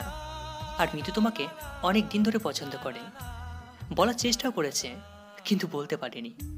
তাই বেচারাকে গ্রহণ করে নাও। রবিনার মৃত্যুর ব্যাপারটা শেষ করে আমরা ফিরে এলাম। কয়েকদিনের মধ্যে আমাদের সব কাজ শেষ করে নিলাম। তিশা ওর চাকরি থেকে রিজাইন করে নিয়েছে। আমি বলেছিলাম চাকরিটা করতে, কিন্তু করলো না। এবার পালা বাড়ি ফেরার। রবিনার মৃত্যুর বিয়ে ঠিক হয়েছে, খুব তাড়াতাড়ি ওদের বিয়ে। এখানে আবার আসতে হবে ওদের বিয়েতে। মৃত্যুর পরিবারের সবার কাছে বিদায় নিয়ে চলে এলাম স্টেশনে। আমি ফ্লাইটে যেতে চেয়েছিলাম, কিন্তু তিশার ইচ্ছা সে ট্রেনে করে যাবে। আমরা পাড়ি দিলাম আসল ঠিকানায়, যেখান থেকে আমাদের গল্পটা শুরু হয়েছিল। আমার না কেমন লাগছে। কেমন লাগছে? এই 5 বছর পর বাড়ি ফিরছি, সবকিছু বদলে গেছে। আমি কি মানিয়ে নিতে পারবো? সময়ের সাথে কিছুটা পরিবর্তন তো হবেই, কিন্তু আমাদের বাড়িটা ঠিক আগের মতোই আছে। আচ্ছা, আমরা এখন কোথায় যাব? গ্রামের বাড়িতে। ওখানে কিছুদিন থাকবো, তারপর শহরে ফিরে আসতে হবে। কেন? আগে তো গ্রামেই থাকতাম। আরে আমার চাকরি আছে না, আর শহরে থাকার জন্য একটা ফ্ল্যাট কিনেছি, যেমনটা ঠিক তুমি চেয়েছিলে। ও তাই? তিশা আমার কাঁধে মাথা রেখে ঘুমিয়ে গেছে, আর লিসা তো অনেক আগে ঘুমিয়ে গেছে। আজ আমিও অনেক খুশি, যা হারিয়েছিলাম সব ফিরে পেয়েছি। আর কিছু হারাতে দেব না। অনেক সময় পর আমরা স্টেশনে এসে পৌঁছালাম। তিশাকে লিসাকে নামালাম। বাড়ির সবাই এসেছে আমাদেরকে নিতে। আমরা সবাই গ্রামের বাড়ির উদ্দেশ্যে রওনা দিলাম। অনেকদিন পরে আমি গ্রামে এলাম। তিশা চলে আসার পর গ্রামে মাত্র 2 বার এসেছিলাম, আর আসা হয়নি। বাবা মা আসলেও আমি আসিনি। আমি আবার আগে বাবা মাকে একটা কথা বলেছিলাম, হয়তো সেটা করে রেখেছে। তিশা জানে না তিশার জন্য সামনে একটা সারপ্রাইজ অপেক্ষা করছে। হয়তো সেটা দেখলে সে চমকে যাবে। শুধু সময়ের অপেক্ষা। অবশেষে গ্রামের বাড়ি পৌঁছে গেলাম। আমরা গাড়ি থেকে নামার পর তিশা চমকে গেল। এসব কি? বুঝতে পারবে, আগে ভিতরে চলো। বলো না। আগে ভিতরে চলো, গেলে দেখতে পারবো। আমরা সবাই ভিতরে গেলাম। তিশা বাড়ির ভিতরে ঢুকে অবাক হয়ে গেল। পুরো বাড়িটা সাজানো, মনে হচ্ছে কোনো বিয়ে বাড়ি। প্লিজ বলো না, এগুলো কি? তুমি রুমে চলো, ফ্রেশ হয়ে নাও, তারপর সব কিছু বলবো। আমরা রুমে গেলাম। রুমটা তো আগের মতোই আছে। আমিও তো ঠিক আগের মতোই আছি। এই রুমে অনেক স্মৃতিতে পরিপূর্ণ। তাহলে কি করে রুমটা বদলাতে দিই বলো? হ্যাঁ, শুধু মাঝখানে কিছু সময় নষ্ট হয়ে গেছে। যা চলে গেছে সেটা তো আর ফিরে পাওয়া যাবে না, কিন্তু এখন থেকে বাকিটা সময় একসাথে চলবো। এখনো সব থাক, আগে ফ্রেশ হয়ে নাও। আমরা ফ্রেশ হয়ে নিলাম। তারপর তিশাকে নিয়ে রুমের বাইরে এলাম। সেখানে সবাই অপেক্ষা করছে। তিশা, তুমি এতক্ষণ জানতে চাইছিলে না যে এসব কি? হ্যাঁ। আজ কত তারিখ তোমার মনে আছে? তিশা আমার দিকে তাকালো। তুমি মনে ভুলে গেছো। তিশার মন খারাপ হয়ে গেল। তিশা কিভাবে আমার বিবাহ বার্ষিকী ভুলতে পারে? তিশা আমার দিকে এগিয়ে এলো আর আমার হাতটা ধরলো আর বলল, তোমার সাথে কাটানো একটা মিনিটও ভুলিনি, তাহলে এটা কি করে ভুলবো? তাহলে আজ কি? আমাদের বিবাহ বার্ষিকী। এইভাবে আর কতক্ষণ মুভি দেখবো? আমি আর তিশা তাকিয়ে দেখি দিয়া আর মিশু। মিশুকে দেখার পর তিশার হাসি মুখটা নিমেষেই কালো হয়ে গেল, আর আমার হাতটা শক্ত করে ধরল। মনে হচ্ছে কেউ আমাকে ছিনিয়ে নিয়ে যাবে। মিশু আমাদের কাছে এলো। তিশা আপু, আমি যা করেছি এতে হয়তো তুমি আমাকে ক্ষমা করবে না। আসলে বাবা মাকে হারানোর পর আমি কি করেছি তা আমি নিজেই জানি না। তিশা, ওকে ক্ষমা করে দে। আসলে তখন ওর মানসিক অবস্থা ভালো ছিল না। 4 বছর মানসিক হাসপাতালে ছিল। প্রায় 1 বছর আগে সুস্থ হয়েছে। সেই দিন যা করেছিল ও নিজেই জানে না। সুস্থ হওয়ার পর যখন জানতে পারলো, তখন থেকে ও অনুতপ্ত। আমি জানতাম না ওর জীবনে এত কিছু ঘটেছে। এতদিন ওকে ক্ষমা করতে পারিনি, কিন্তু আজ সব জানার পর ওকে ক্ষমা করে দিলাম। ক্ষমার পর্ব তাহলে শেষ, এখন কেকটা কাটা যাক। তারপর আমরা সবাই অনেক আনন্দ করলাম। জীবনে যা হারিয়েছিলাম সব কিছু ফিরে পাবার আনন্দ। রাতে সেই বাগানে বসে আছি যেখানে আমি আর তিশা বসে বসে চাঁদ দেখতাম। কিছুক্ষণ পরে তিশা এসে আমার পাশে বসলো আর আমার কাঁধে মাথা রাখলো আর বলল, তোমার মনে আছে আগে আমরা কাটিয়েছি? তুমি যখন কিছু বলোনি তাহলে আমি ভুলবো কি করে? বাড়ির সব ঠিক আছে, শুধু এই বাগানের ফুল গাছগুলো শুকিয়ে গেছে। এদের যত্ন নেওয়ার মানুষটা এতদিন ছিল না তো, তাই ওরা রাগ করেছে।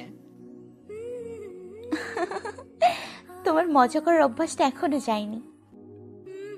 কথা আছে না, অভ্যাস মানুষের দাস। এত তাড়াতাড়ি বদলায় কি করে? বদলাতে তো বলিনি, আমি চাই তুমি সারা জীবন এভাবেই থাকো। ঘুমাতে যাবে না? অনেকদিন পরে এভাবে বসে আছি, ইচ্ছে হচ্ছে না ঘুমোতে। তাহলে এইভাবে সারা রাত গল্প করা যাক। আজ সব অভিমান শেষ হয়েছে, নতুন পথ চলা শুরু হয়েছে, আর থামতে চায় না। দোয়া করবেন আমাদের ভালোবাসা যেন এরকমই থাকে।